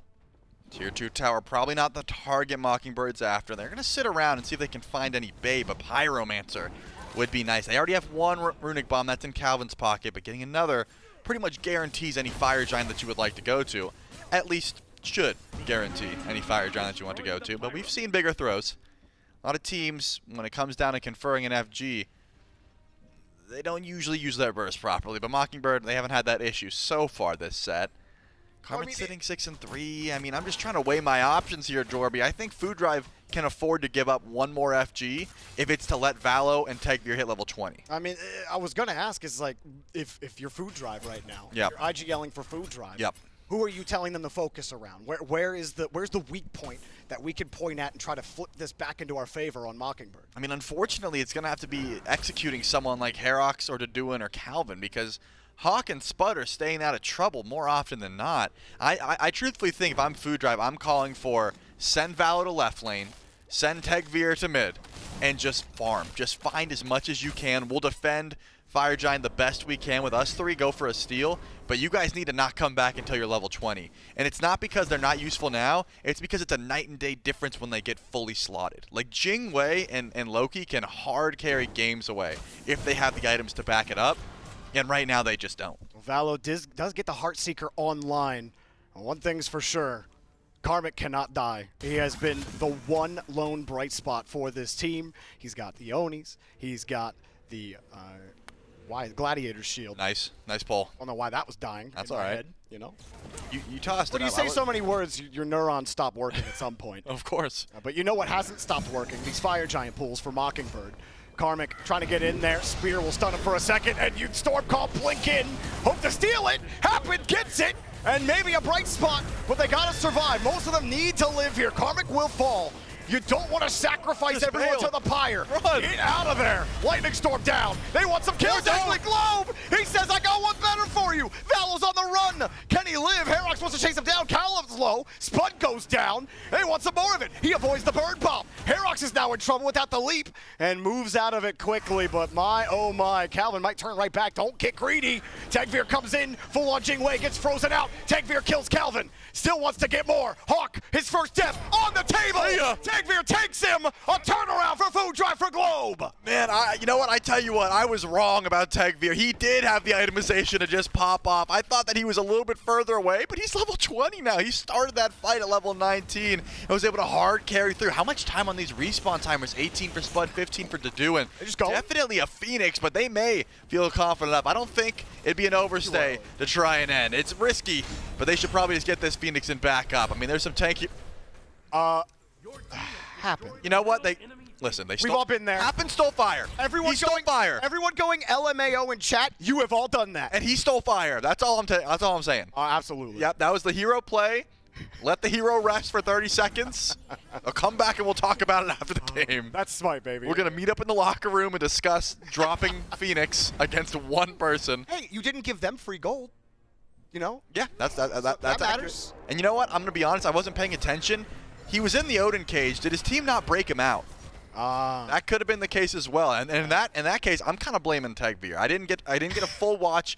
We'll check the replay. I'll watch it back. But as he of also now, had a good play earlier, so does he get away with it? The loop. Yeah. Again, it's forgiven regardless. I think Tegveer and Happen absolutely popped off there in that engagement, and now you have a growing problem. Upgraded starter item for Tegveer. That's going to help out a ton. Now you're going into things like Berserker Shield, trying to get a bit tankier. Shifter is probably on the way. These are the kind of things that get real scary for Mockingbird. They have been just absolutely owning. But Hawk, this build doesn't have a lot of intelligence in it, honestly. Like, Doom Orb the Divine is going to help, but then you have this kind of weight where you go into beads, and that messes up your power spike a bit. And then you go into Obshar, which you need pen. But Globe has Rod, and Rod just gives you incredible amounts of intelligence. That's why this big burst damage is coming through, 20% from your items. That's big. And then it's just 70 base on top of that. Like, you need int to get those deletions, which Hawk got a lot of value from the Lightning Storms, but the build didn't quite represent it just yet. He'll get it there, but it was a bit of a slow period. You have to play off your power spikes. That's very important. Yeah, you also got that Titan's Bane online for Valo too, and so that'll help. Able to pierce a lot further. He's 1, 5, and 6, but he can turn that around real quickly here in the late game, especially on this Loki. And you kind of feel it with the way Food Drive are moving together. It's amazing how one Fire Giant steal can just invigorate your team after you've been trailing for the entire game. Now you're within 1K gold, despite Mockingbird getting the other Gold Fury. They haven't been perfect on the objectives, but one objective at the right time so often at this level of SMITE. It's just about timing and less about everything else that happened. That Hawk, you know, he faced his very first death as perfect as he has played. All it takes is one. Another tier 2 is going to fall. Food Drive are looking for a decisive win here in the next team fight. They've got Midbird down, Deduin's backing up, going to base. There's one Runic Bomb. That one is in the pocket of Happen, but Phoenix seems a little bit risky. So Food Drive is going to back up here. Can I just say, I really don't like the trend that Deduin's build's taking here, man. I mean, the Pridwin just gets so much more value when you build tanky, and I think the whole point of this build, where you go the assassin-style Hades build, is to just get a one-shot off, and that's not really going to happen here with this build.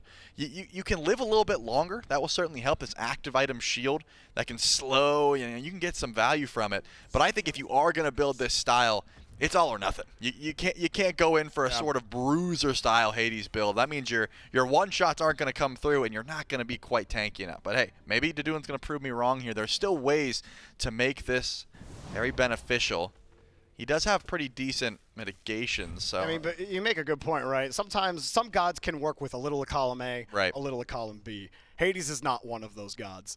And so we'll see, though. We were wrong about Globe earlier. Yep. We could absolutely be wrong here about Hades. But Karmic and company trying to turn this one around. It does feel like this next team fight is the one. If it's not one of these trickle 1v1 trades where not everybody can die. If one team gets the decisive victory here with the Fire Giant up, it could end. For Mockingbird, it could mean upper bracket for Las Vegas. Food Drive, it could mean game 3, and they got to do it all over again. Looks like the dance will start. Calvin plucked out of the way. They want to burst him down. That Jing Wei is doing a ton of damage to it. Hecate ult that I don't think got anything. Actually, it might have grabbed Daduin. Daduin in trouble. He had to blink out. Will ult dash.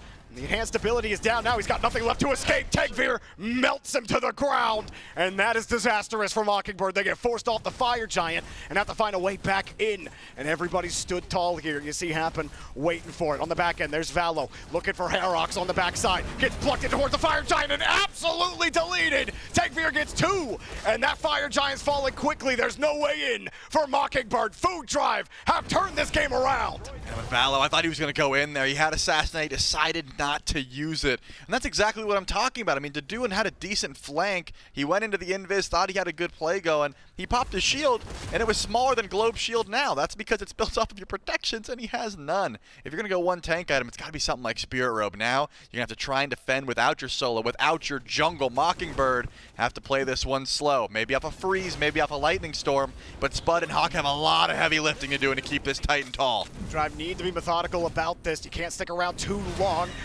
On the backside yet, the ult dropped, Hecate ult as well. Not gonna find it, but Valo's gonna find Spud. A kill at the right time, may give you the victory, but Daduin respawns and gets some revenge on Tegvir. Has the ult on top of it. This Titan is helping out as well. Global takedown Daduin. Karmic sits underneath, Titan at half health, and 3 gone on Mockingbird. They're gonna reset, refuel. Globe's gonna get stunned. He can't fall here. They're trying to get the Phoenix down. Happen gets the pluck, a beautiful pluck. Globe makes sure that his feathers are gone, and now Hawk is in trouble. Karmic is just gonna sit right on top of him and watch it. I believe, Trelly, we've got a game number 3 underway unless Hawk pulls a miracle mode out, and that's not happening here. We go to a decisive 3rd round. My goodness, man. Food Drive for Globe. You gotta give your flowers to your supports here. Happen with the steal on the Fire Giant. The cleanup, Tegvir absolutely popped off, and then since that FG, it has been all Food Drive all the time. We've been asking for a game 3 like this, Jorby, and we finally got on our hands. Look at the hype. I love to see it, man. Be hyped too. You were trailing that entire game. Yep.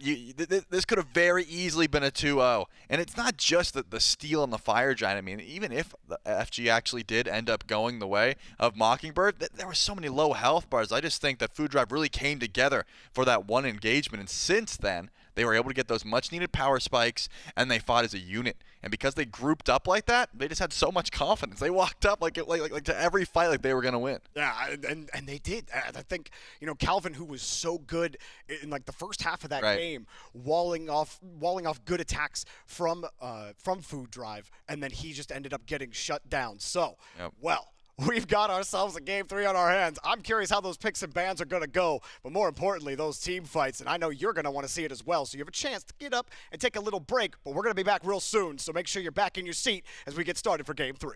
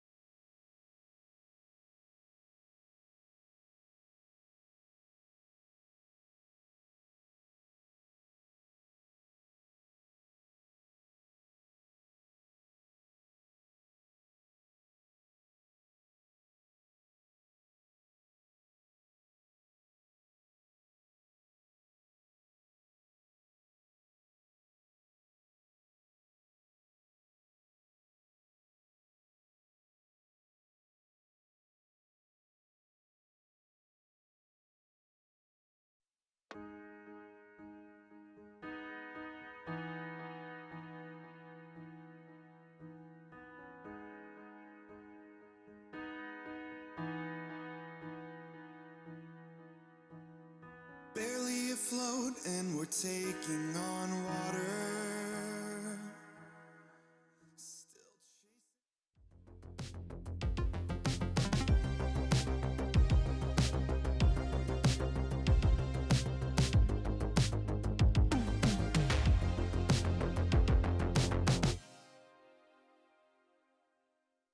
Our second game 3 of the weekend, and it's our last best of 3 set of the weekend. And Inbound, I got to admit, I'm a little disappointed. We got the smallest snippet of that song right before we went to the bumper. What did they say? Barely afloat and we're taking on water? Yep. I'm in my feels, and I didn't even get the payoff of, like, the rest of that song. Felt a bit, however, indicative of the end of that game for Mockingbird. We are smooth sailing. The oceans are calm. And then a fire giant steal, and then a team fight loss, and then started taking on water. We're barely afloat, and we're taking on water, and we sunk there by the end of that game. And game 3, Food Drive for Globe, happy to get there. Thought in the early going it might just be another Mockingbird dub, but Food Drive for Globe, as they have done, and not only this weekend, but weeks have passed during qualifications, turned around a game that isn't looking so great at the beginning.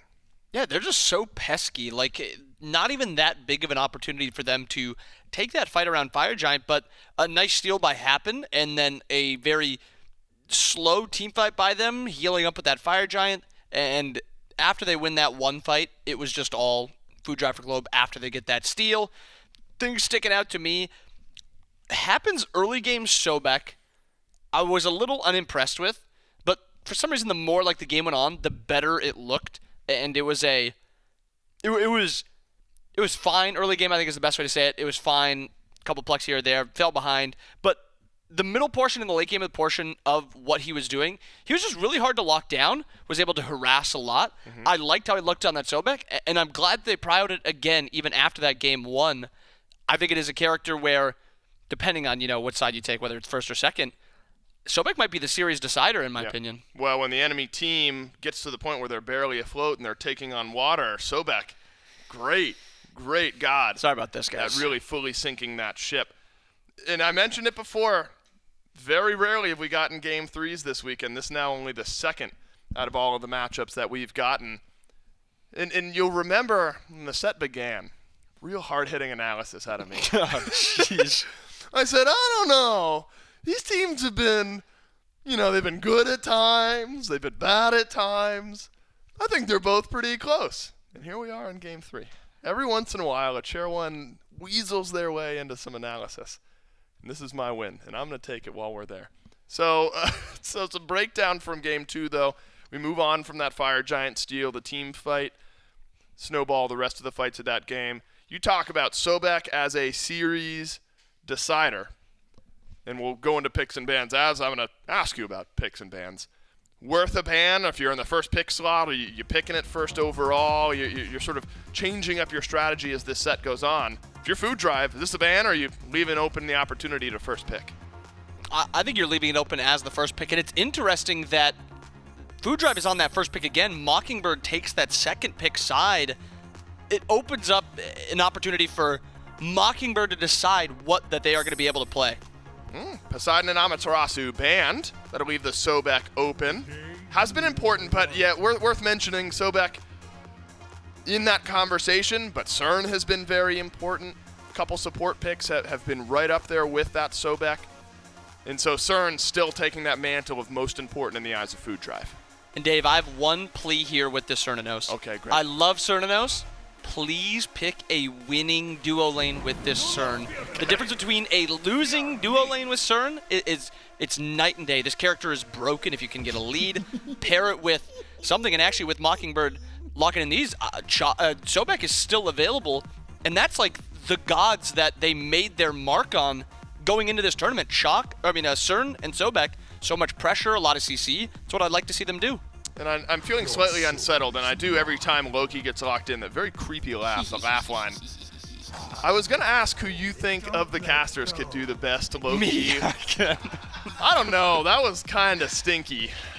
Part of unsettling, though, don't you say? Very unsettled. Not in the same way. Part of me thinks Goremizer could do a really good Loki laugh. The psychopath enemy. Right, we saw the American Psycho. But Loki, Chalk locked in. I'm starting to fall behind here, and that's only on me. Hades, Sobek to answer on the flip side. But we'll catch back up. One big block, 4 picks confirmed here for Mockingbird. Do you like the framework that they've established for Game 3? I do. I think Chalk has been really good. I like it more than I like the Hades, especially with that Alma God. These last 2 gods locked in. I want to see Izza. I think Izza is so good to just slow down this early pressure that both CERN and Sobek bring out. It gives you kill potential. The Cupid could be okay also, and to be honest, that's probably what's more likely to be locked in. But something that allows you to just fight back into this CERN, and this is the counter that we've seen into the CERN. We've seen the Cupid, Ymir, locked in. It's fine. You just have to live a little bit. It's not difficult to survive, but you're going to be throwing away a little bit of that fight back potential early game. Part of that on me for talking about Loki laugh lines. However, we 0 for 2, Bobby. You'd think the second one would at least be a little bit better. But I can't say anything because I'm not even going to try it. Point being, though, we zoomed through the rest of these picks and bans. 2 teams, I think, with a clear idea of what they want to play. Does that tell you anything as a player of past when you're going into Game 3, picks and bans fly by? Is there anything to glean from that or not so much? I think it just means both teams kind of got the comps that they wanted. Yeah. They kind of got the styles that they've wanted. And comparatively to last game, Food Drive for Globe played for the later portion of the game. They played for those later team fights. They're kind of going back to their original style of, Valo on this Nemesis. He's going to try to play for the Naga buffs and then split push objectives. You have duo pressure. You have this mid laner who can rotate for early objectives.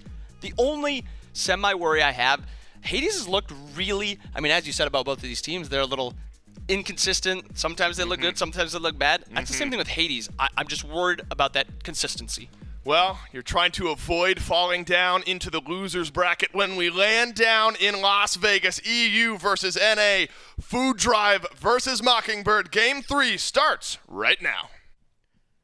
And it's all about who sticks that landing. Food Drive for Globe look like they might have their parachute ready and might clip Mockingbirds on their way down, Trelly. My goodness. But hey, that's the pain. I would have let them land and then beat them up, but you're saying just clip them on the way down. Clip them on the way down, and then you can laugh while you stay like in Bobby the upper did bracket. on the desk. And, Bobby said the Hades not so consistent. Last time Karmic was on Hades, and look, as a chair 1, it would be beneath me to tell a chair 2 that he's wrong. Right, but as a genius myself, I can tell you he's wrong.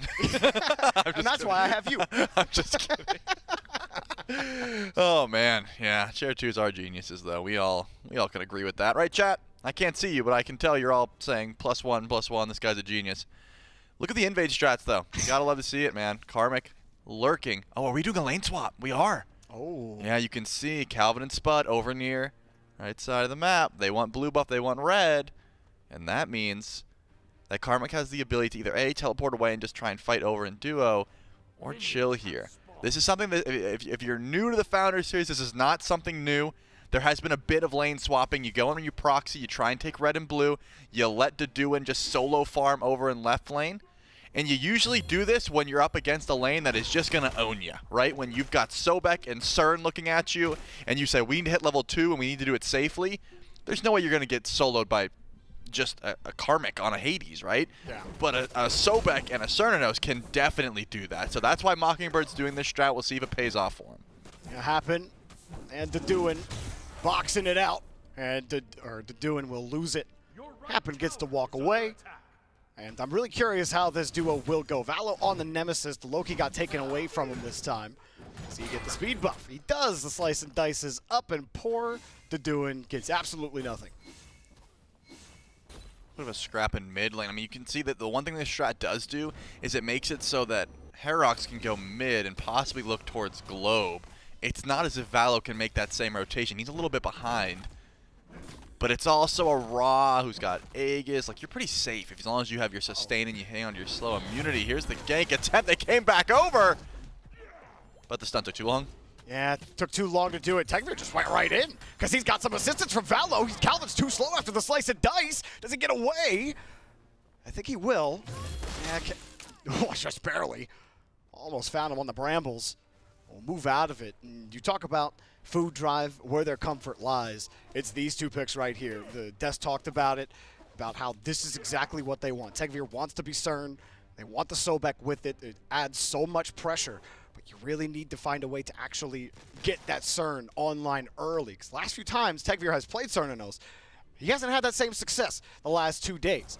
The Jingwei obviously went fine when we got to the later portions of the last game, but the dual lane has not been as easy as it has been before. Valo on those rotations, we'll keep an eye on that for sure, but you do have a rotation through the teleport from hi-rez coming in on the Loki in the dual lane. hi-rez does this a lot, where he goes from behind the tier 1 tower as to avoid detection. Then he sort of sneaks up the left side of the map and hides in the grass. But what are you waiting for? A pluck? Are you waiting for Tegvir's dash? Whatever it is, you gotta chill until it happens. And this is sort of how hi-rez gets behind, because a lot of times he'll do this play and not get a kill. Getting a first blood here would be massive. Happen. Tegvir, they don't really know where he's at. Tegvir's not the target you would like, though, especially with the dash available. I wonder if he's still... No, he's not hidden anymore. They definitely saw him here. So now he's wasted about a minute of his time. He's no longer farming and has to go on back to base now. Where going for him. Got the sickening strike. Oh, that's annoying. Delay it back even more. So you talk about the delay in farm that just got delayed even further. That's the... I mean, you've been talking about it the whole time. Yep. That's what he does, and there's a high risk to doing that. You're getting the bad end of that risk. And Valo, guess what? He was farming the whole time. He was in mid lane. You know what? He was farming, but he was sapping farm from Globe. So he did put his Raw a little bit far behind. That's why Hawk has the extra level at the moment. Did walk up and slice it. Dude, hi-rez is having a struggle at the moment. That's tough. Every bit of farm he goes for. Calvin missed the wall on himself. He could be in some trouble here if Valo gets the slow. Yeah, he's got no movement. He's dead. Does have some help coming from behind, though, as hi-rez is here, but Calvin just got absolutely obliterated. And Valo, it gets that first blood. It's a little dangerous for Tegvir. Will do his best to get as much damage out as possible, but with the Cupid Heart exploding onto him, there's no escape, and Spud will trade out. I think everyone will get back on their lines. I don't know if that's exactly what Food Drive wanted. Sure, you get the first blood advantage, but now Tegvir will be losing a little bit of farm. Globe trying to steal out that speed, but you won't get it. Actually, Valo stole it. Well, Valo's been nasty on those buff steals. The last 3 he's gone for, he's gotten. Don't think they have any way to get onto Globe here, so they will retreat. Calvin's thinking wall into stun. Doesn't quite happen, though. Man, I mean, Globe had ult there. I guess he didn't realize that there were some low health targets on a tower. Did not end up letting the searing pain fly out. Blink in. Does end up clipping Karmic there. The blue stone, not enough. Nice. And a good fear. It'd have to be a blink or something from hi-rez, and he just doesn't have it. The axe might be able to do it, though. How long can Karmic run away? Might be able to get to the porter. Yeah, well, I think you can just stop it here. And here comes hi-rez covering the option. That was a smart call, but his ult's up, too. It could be silenced now. No, he didn't know! If he's silenced, he could have dashed, ult, dashed, and he definitely would have made it out. Unfortunately, he had no idea hi-rez was there. Yeah, that's a tough one. Tried to get out, happen. Will pluck Calvin. Gets stuck by the brambles. A Cupid ult to try to get them out of there. Calvin will survive. They can actually turn on them here with the wall. Happens in trouble now. Tegvir body blocking for him. That was just enough. That was looking scary for Happen. Throws the sickening strike out. And this Cupid continues to be a problem, which is funny. It's just funny how Cupid's been available for a little while. And it wasn't until, what, yesterday where someone picked him and like, whoa, wait, Cupid's goated. Let's just keep going into that. And they said, wait a second, CERN's got no CC immunity and no one likes building beads. Let's just go Cupid. And in this case, Tegvir said, all right, I'll build beads. But that was close to being an execute, man. Happen could have charged for another half a second, but he did not want to take the extra tower shot. Unfortunately for Happen, ended up getting walled pretty much in the tower anyways and took a lot more damage than he was expecting. So could have ended up just going for that execute. Would have made him tankier in the long run. Sobek does just get stacking HP whenever you are able to last hit someone with that execute. Doesn't happen too often, but when it does, we get hyped because we love seeing it. We do get hyped. Now, I am curious to see, because they have swapped in this Food Drive about a minute after the Gold Fury spawned. Calvin is here, trying to get around it, looking for a steal. Great pluck from Happen, but Valo does get it right before the Hecate ult found the mark, and Valo has a dash to escape, but no shield. He just used it. Getting deleted by Loki. Oh my goodness, he's barely surviving. Does he die? No, Tegvir actually kills hi-rez instead. So Tegvir comes around and getting more value on this Cernanos. Calvin uses the wall to get back into position, and Deduin kills Karmic off camera. Man, Deduin solos Karmic. Karmic's just laughing over there. I don't see what's funny. I see a fed shock. Yeah, what are you laughing about? Unfortunate for you. The Hades sits down 0-2. Just wait till the next fight. Hey, what did Bobby say? He said something about how the Hades was Inconsistent. inconsistent. Well, maybe that guy was spitting. I guess Bobby's smart. Maybe he is a genius. And Calvin just barely gets hit by the Wild Hunt. Tegbeer will take that one. Kill number 2 for the CERN. Man, I mean, you get your Gold Fury, you get your picks afterwards. Food Drive's looking clean at the moment, but as we've talked about before, you got to look at where your power spikes lie. Who is in a good spot? Currently, on Mockingbird, it is definitely Deduin, right? The Chalk's got a level lead, just got a solo kill, but Valo is here. I don't see a world where Valo can kill Deduin, though. We're not living in that world, at least not yet. Not yet, no. I mean, this is something else Bobby said, smart guy that he is that Valo on this Nemesis mostly is here to get that Naga and absolutely melt objectives, which is what we saw him do the other day when he was on this god. It's not to say, not to say Nemesis can't shred a god, but you kind of need a lead. You need a little bit more in itemization to really get that going. But you'd love to try to make sure Karmic is a little even here. The one thing I am curious about in that lane is what the build looks like for Karmic on this Hades, because we were kind of saying the Hades build last time, trying to build Bruiser doesn't really work, and for Deduin it didn't. So I'm curious how that goes the later we go into this game. Calvin might find a pick here on to happen, but the pluck was available. He dashes out. Support's coming back in. They're thinking about a fight right now. It is 4v3, and yeah, no one's going to fight. Not at the moment. I do think the full damage route will definitely be beneficial later on because there's a lot of squishier targets, right? It's not as if Herox is on an Odin this time. He's on the Loki, so can definitely force out a lot. Spud's nearby. Drop the Fields of Love. Big mez, but not going to get too much damage off of it. He's going to have to go as the Queen Naga drops down. There's only been 1 Gold Fury as well. Look at Globe just healing through this damage, man. Herox has Transcendence, and you can tell. Blinked into the ult anyways, but Assassinate already used. Man, so much is flying out here. Point being, he doesn't have damage on him. You can see the Loki has Transcendence. He's stacking. He's trying to play for late game. But my goodness, do they need anti-heal? That is going to be very important here. He healed like more than 50% of his health with that 1-3. That was crazy. And it's not like it's going to stop here. Karmic's got healing. Valo's got healing. Sobek's, like, they all have healing. So, yeah, Brawlers needs to be in the next 2 items or Herox is trolling. Well, no trolls on the battlefield this time. And a standoff here between Karmic and Deduin. Gets feared out. And we stand off for a little longer. Buff is up for Valo. Contested. It does fall to Hawk. Good steal there. You said 2 Hawk? I'm sorry. I was hoping you'd get it. I was hoping you'd get it. No? You know what? I had to freeze, and I looked. No one could see it, but Trelly looked at me for a second, very confused, and then he got it, and a little smile creeped up his face. It was great. But we do get to see Valo deep in the jungle. The mighty jungle trying to find a purple up invade. Calvin's been getting kind of poked out here, but the walls have been crisp and Happen does not want to respect them and has to walk. Well, look at this rotation though. Deduin is here. The chalk is on the way because guess what? Jorby Gold Fury is going to be the target here for Mockingbird, and they're here already. They are. Everybody grouped up for it. There is some presence from Food Drive for Globe. Calvin sees it though, lurking in the waters. They get peeled off. Oh, not that damage initially, but Happen will fall. Keep it on as well. Ross Snipe finds a little bit of damage, and no one's really on this Gold Fury. Food Drive, we're trying to stay on it, but it gets unleashed, and nobody's gonna have it now. Tegveer has the kill on Hawk after the Hades ult helps confirm that one. Valo's in trouble though, and Herox takes him down, takes 2 down.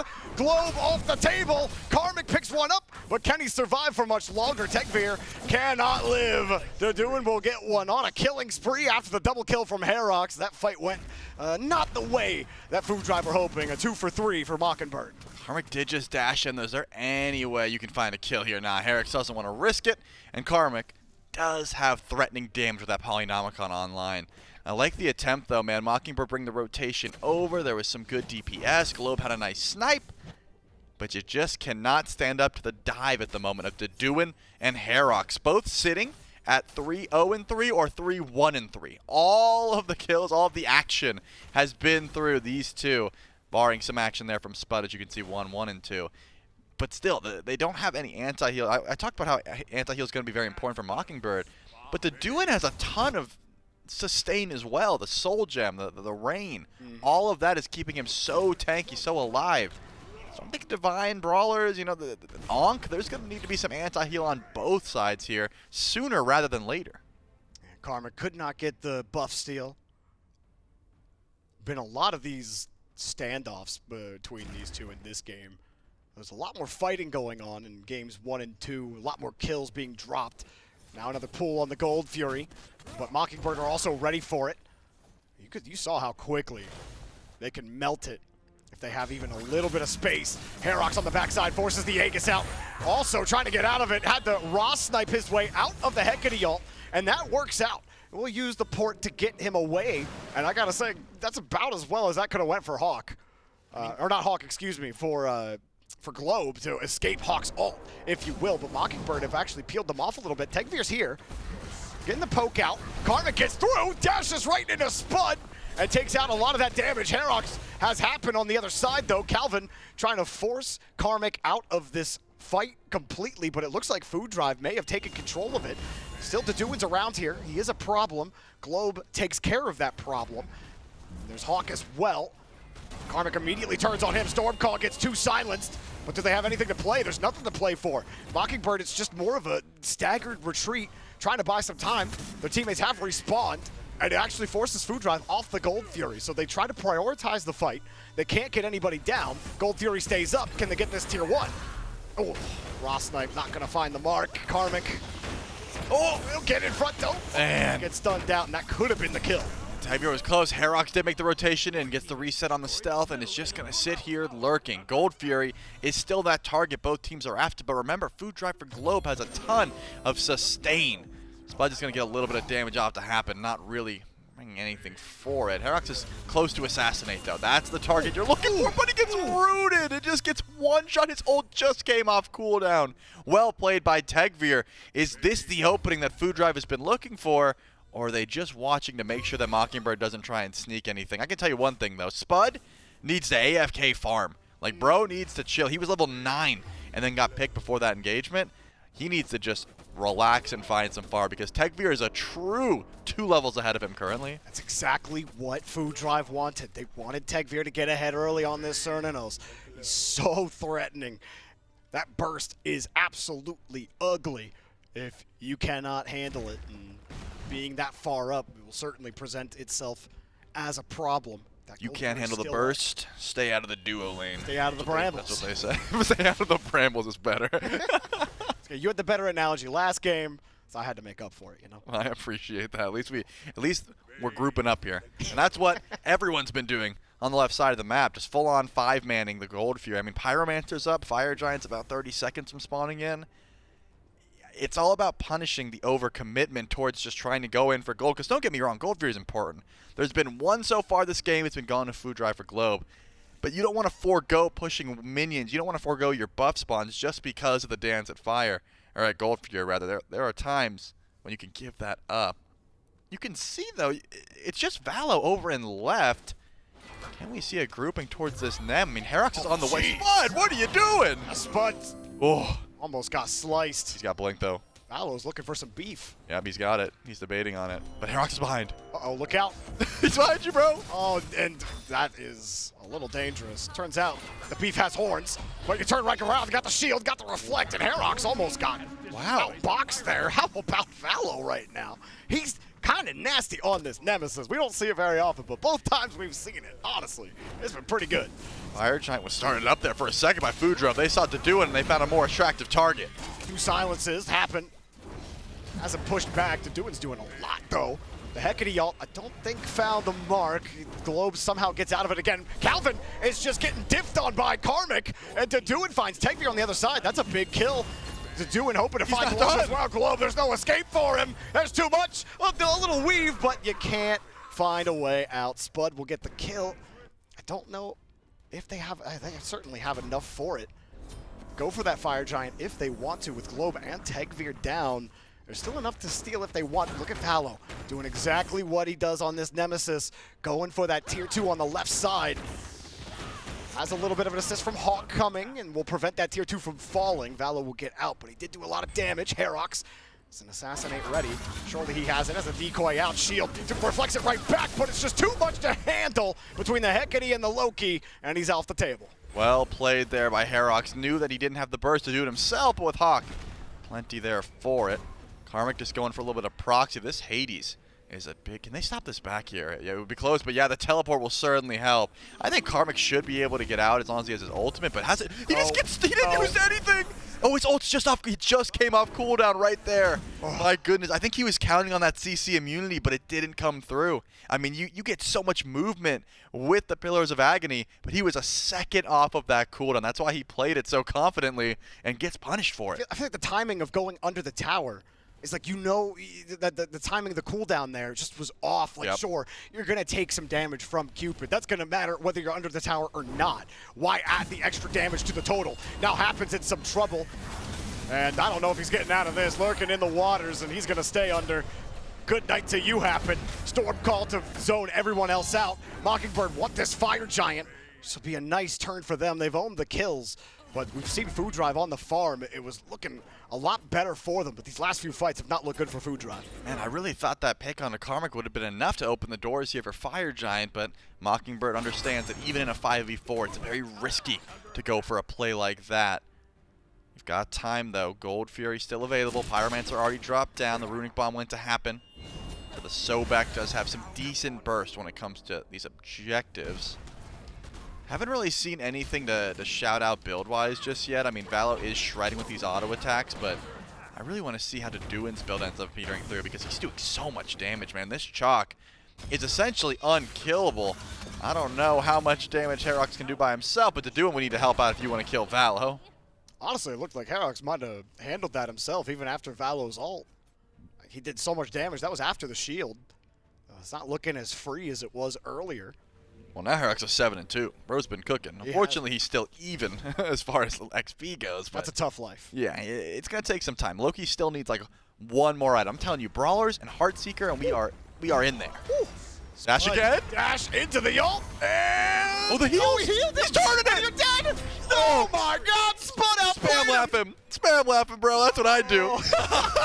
Oh, man. Dude, the heal was so clean. And now Gold Fury started up. But if I'm Mockingbird, I'm just going for fire here. It's going to take a while. It's going to take a bit for Spud to get there. As soon as they see golds down, they're going to go. They have the position. Yeah, there it is. They immediately move. Yeah, but now you have to worry about Happen with the Runic Bomb. You have to worry about Globe with the Snipes. And Valo is on his way as well. This isn't free. They needed to be there quicker. And you know what, Spud, it took him a while. He was still hyped about getting the solo kill. Yeah, I mean, we were hyped right there with him.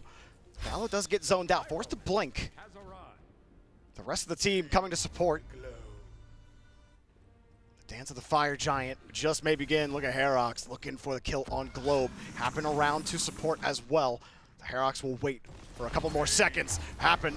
He can't wait for too much longer, though. Lurking in the waters. He doesn't have a lot of voids. The heck of the ult, but can't avoid the Deduin's axe. Tagveer forced to dash out. Herox now is going to ult. He knows he's got the meat. Getting it down. Tagveer's out. Valo will get Herox down, though. Not an insignificant kill, but there's Spud as well. Oh, it's absolute bloodbath here. The gods are pleased as more. Karmic wants a little bit more. Deduin, though, trying to get the god of the underworld, but he can't lock him down. Man, I wanted to see Karmic and Deduin just duke it out, but Karmic did not feel like fighting. Beautiful play there from the Hades, though. Comes back in with the stealth ult and gets huge value from it. Fortune to double down. We don't get to see a Fire Giant pull. We don't get to see a deicide. It's just going to be the solo laners to find as much farm as possible. But my goodness, man, the damage numbers from these solo laners is ridiculous. Like, not just the tank stats. Like, Karmic is killable. We've seen that. But at the tail end of a fight, if Pillars of Agony is cleaning up when your Aegis, when your dash, when your ult's been used, that's when Hades can shine. And so far, it's been able to work out for him. Food Drive for Globe still holding on to about a 3K gold deficit, closer to 2. But the Fire Giant, the Pyromancer, these are still uncontested because it's been, let's pick it up, let's see what happens. Oh, a fight breaks out. Let's pick it up, let's see what happens. Oh, a fight breaks out. No one's been able to commit to anything but Gold Furies. Yeah, well, they get the Naga buff, so Food Drive, if they win a decisive team fight next, or even just force Mockingbird off, they can melt this Fire Giant. They don't even have to really kill anybody. When you get one pick, you force Mockingbird off of it. you can certainly find it quick. Pyromancer, though, is not something that they're willing to fight for. I think they're thinking about the bigger objective. You have that slight gold lead. They will give it up, and well, you won't find a snipe globe. Sorry for you. Pyromancer drops to Calvin, and here's Valo finishing the work he started earlier on this tier 2. Getting a little more gold on the table. They haven't started yet. You got to pull fire, right? You know Valo's coming for this. They're just going to back up. I guess they want to give him gold for free. This could be dangerous, though. I don't think hi-rez really has the damage to 1v1 if he wants to.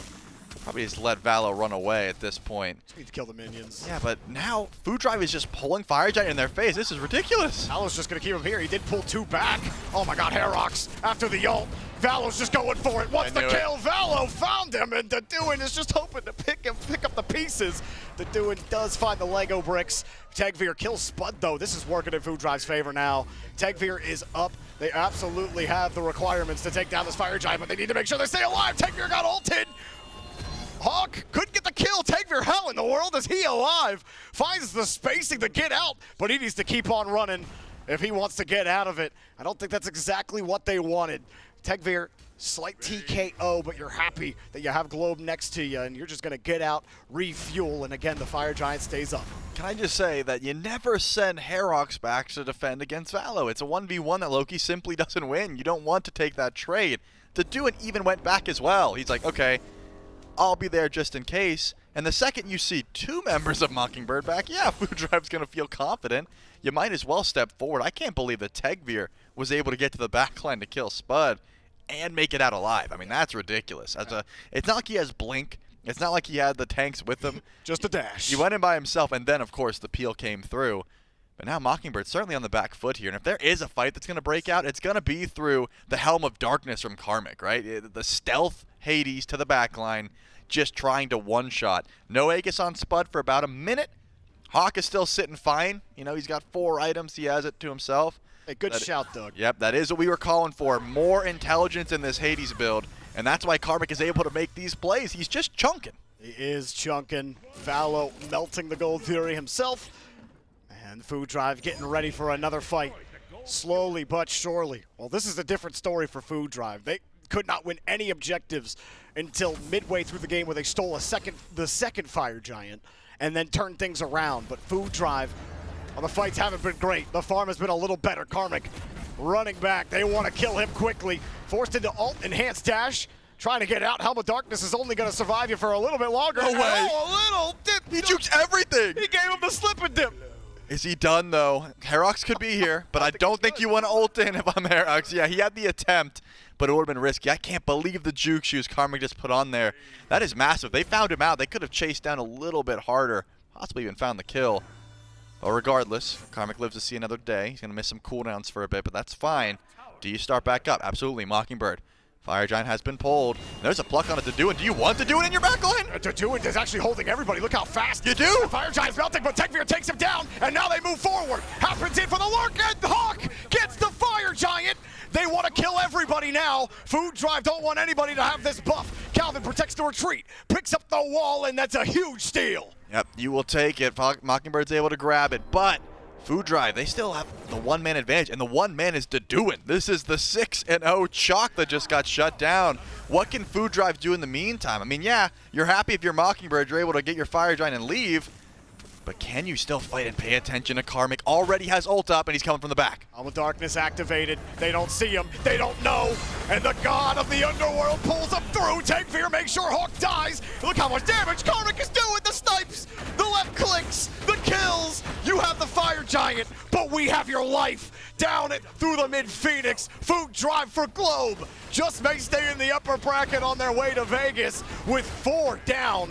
Deduin is about to respawn. He is the last hope to hold this Titan. Food Driver going for the close. Happen just gets axed to the face. Storm Call as well. Deduin spawns, gets a lot done. Look how much damage he's doing. Gets the axe out. They don't care. They're going for your Titan. It's Melt. Good ult. He's gonna get through. Tegvir kills hi-rez. Food Drive kill Mockingbird, but they're flinks. They're still flapping. Deduin. He's still doing it. Deduin. He's going to freeze. Oh my God. And triple kill doesn't matter. Food Drive win. I can could not believe it. Karmic stays alive, gets the last 63 damage. That wall was perfectly placed. My goodness, man. Such thin margins. I mean, that pluck to kill Deduin before the Fire Giant begun, I didn't think Deduin could even die. When I saw him in the background, I'm like, you just plucked a Chalk who's 6-0. But then he sat there in the middle of all of them at the end and still wasn't dying. Yeah, that is ridiculous, man. I mean, the Mockingbird, again, they got Fire Giant on 4, but they could not stand up to Food Drive for Globe in a 5v4. They couldn't defend their Tier 2, couldn't defend their Phoenix, and they definitely couldn't defend the Titan. But man, was it close. That was close. I thought they were going to pull that out. But unfortunately for them, they will be falling to the lower bracket when they go to Vegas. That will put them one away from elimination. And, I mean, look, things don't, as from a fan perspective, things don't get more exciting than that. And Food Drive, what a story for them this week. You start so strong, 4-0 in games. Then you lose 3 straight. You win your final best-of-1 tiebreaker. And then you lose game 1 against Mockingbird. Right. You think, okay, Food Drive have been figured out. No, they have not been. They instead get one up on them, reverse sweep them. What a game, and what a way to finish out the knockout stage. Absolutely insane stuff. We were asking for some best of 3s, and we got them. They delivered, and Food Drive should be happy about their performance. I think if you're Mockingbird, that was very close to being a Mockingbird 2-1, right? Like there was some mistakes that they made. They're not out of the competition, so you know what? Go down, get back to the drawing board. There's a lot of new Smite to learn in the meantime, and just get pumped up for Vegas, man. I'm pumped up for Vegas. Dolson, inbound. How about you guys? Who the heck is this guy? Jorby strolls into the studio and he's getting these just insane sets. It's unbelievable. What's the disgust about inbound? Well, okay, maybe I need to work on my faces and my, like, everything that I do. That was a disgust. That face could be... How about this? The lower jaw was a little bit more accentuated. I was for sure you were upset with something. Let me... I'll just tell you. How about that? Instead that would of be showing, much I'll tell you. Communicate with me. What a baffling end to that game. That was crazy. It was crazy. The Fire Giant, I mean, Deduin, through that entire game until that last death, performance by him, flawless, dominant. That game was like a movie. I'll tell you what. It was like I was watching a great piece of cinema. It really was. Okay. It was awesome. And I'm sorry. That's on me. That's my fault. Break it down for me, buddy. Yeah, no, it was awesome. The Deduin, you ruined me. I'll be honest, you ruined me. Awesome by Chalk, Deduin. Yeah, you're telling me a 10-1-9 just lost? Thank you. That helps refocus. Phenomenal. The Fire Giant. Okay. Now they're laughing on the interview. I'm bailing you out. 10-1-9. I got this now. What happened to the Chalk? Fire Giant. I mean, you pluck the Chalk. You don't expect them to die. You expect them to really just pop off there. Yep. They blow them up. You secure the Fire Giant if you're on Mockingbird. But at the end of it, they just push down in the 5v4 into the Fire Giant team, and it's just ruined. And it's off the back of, I mean, I have to say it, a pick that I was a little worried about in this Hades because it's so 50-50, but the invis to live right before that Fire Giant, the fight right there at the end, I mean, what a game by both teams, and what a game by, I mean, Karmic at the end. Yeah, I mean, if you're looking at stats, right, it's pretty obvious who wins this game, and it's Mockingbird, but stats rarely tell the full story. And the full story has Food Drive as the winners. And I'm glad that it ends up coming down to Karmic towards the end, and you set it up really nicely before going into Game 3. Karmic has put together one of the best solo lane performances sort of all weekend long, has been a hero for this Food Drive team. And I think, North America feeling a little bit better after that. Lost 2-0 in our first, I guess it's quarterfinal technically. And then a crazy 2-1 game here. So North America maybe thrives in that chaos a bit. That's right. We're a little bit back. We're halfway back. But all the way to Vegas, our Food Drive with a 2-1 win here in our second best of 3 of the day. And wouldn't you guess it, Jorby standing by for the post-game interview. Yes, I am, Dolson, and inbound. Thank you. I stand with none other than Karmic. Now, Karmic, I got to ask you, man. There was a point where 3 people were chasing you down in solo lane. You pop Helmet Darkness, you slip through them. I want your thoughts before that happened. I want your thoughts as it was happening. Did you believe you were actually going to get out of that? Yeah, it was like, oh, I inted. Oh, man. I inted again. And then I was like, oh, these guys don't see me. They might be in bronze. And then I just got out, and then I used it again to kill them all in mid, and it was hype. So, I mean, it was hype. I was getting hype, but a little earlier, they steal the Fire Giant against you guys, and it felt like it was almost going to be a flip of what happened in the last game when you guys stole the second Fire Giant, ended up winning the game. But there was no fear. Right after that Fire Giant fell, you guys chased them down. What were the comms immediately after that moment? We just knew we could win the fight no matter if the Fire Giant went to us or not, and we just had a pick on the guy that was doing like the best on their team, so we just ran it down. We were pretty confident we could win there. Yeah, I mean, you guys did, and you certainly looked confident doing it. So heading into Vegas, you guys stay in the upper bracket, and you definitely went through a couple of trials, specifically against Team Risk.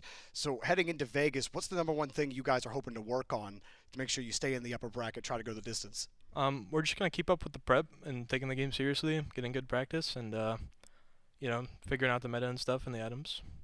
Awesome. Well, Carmack, you looked insane, man, and good luck in Vegas. It was great to talk to you again. Thank you. All right, back to you, Dolson. Appreciate it, Jorby and Carmack on the post-game interview. Lots to unpack here, Inbound, and feels like the moment, at the wedding, you can loosen the tie a little bit. The weekend is now over. We've done the first couple of games of our SMITE 2 Founder Series final bracket. 33 days from now, by the way. I did the math really quickly on Google. From now, we'll be out in Vegas. And the bracket will tell us a little bit more of the story of what we're going to see there. And I want to talk about Food Drive, but I'll break down what we're seeing here a little bit further. Team Risk with the 2-0 over Borscht, which admittedly, Inbound, I think was a bit of an upset. I'm thinking it's got to be. Great, whoever's third seed from this morning. Remember, we had tiebreakers this morning. I'm thinking, great, whoever's third seed's running face first into Borscht. Team Risk lose their 2 tiebreakers this morning, and then 2-0 Borscht. That's a interesting enough storyline in and of itself. Food Drive with the 2-1, drop Mockingbird down to the other half. And now our semifinals, for lack of a better term, and maybe the actual term, set 5Ms versus Food Drive and Smoke Break versus Team Risk. And I think this says a lot about how strong Group B was. They won both of their sets in that quarterfinals. Yep. Group A, I still, for all intents and purposes, think 5Ms has been the most dominant team this weekend. They locked it in just like that, and they were the ones that made it through. But the Group B was so close, and then Team Risk Borscht at the beginning of this, middle part of this day. That was a really good set by Team Risk, but this game is going to be completely different heading into Vegas. Right. What you've learned this weekend, maybe a couple God picks here or there, but we're going to be playing on a brand new patch. A bunch of things are going to be added. Everything's going to be switched up. So whoever looked good this weekend, great, yeah, you look good this weekend, you're going to have to learn another however much part of the game. Right. Yeah, forget not everything you've learned, but some of what you've learned. At least for us as fans, when we look towards the teams in those matchups, the game, the teams at all could look very, very different. Well, hopefully not the teams. The way the teams perform on the map could look very, very different from what we saw this weekend. And I kind of want to put some final thoughts on Food Drive here. In general, in the context of SMITE 2 and the Founder Series, we've got teams in Vegas that are very well known, SPL pros, World Championship winners of past, all of that. And then you've got this Food Drive team, now in the second portion of the upper bracket, not unknown, but the lesser known of the squads in this group, and now they've rolled in. They've beaten some very good teams, and this is the beauty of this open qualification. Any team can get together, grind the game, and Food Drive have put together some really, really great matchups. Inbound, some final thoughts from you to wrap up this weekend here. Not only got through the qualifiers, not only got through the tiebreakers, but now the first 2 matches of our final bracket. Yeah, I kind of want to double down on what you're saying about Please do. Food Drive for Globe. This is a team that, going back to last year, SEC through most of the year, but they were the ones that made that run going into the Worlds.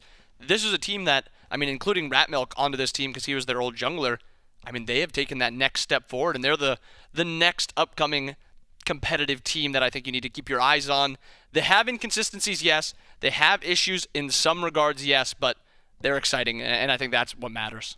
Food Drive have a date with 5Ms 33 days from now in Vegas, and we'll be seeing all of you there. Hopefully, Inbound and I are able to see you live in Vegas. If not, we'll catch you live on our stream right here. Hopefully everyone there at home has a happy, healthy, safe holiday season. I am so excited to get to the SMITE 2 Founder Series out in Las Vegas. On behalf of myself, Inbound, all the other casters, everyone back in production, thank you so much for watching, and we'll see you in Vegas.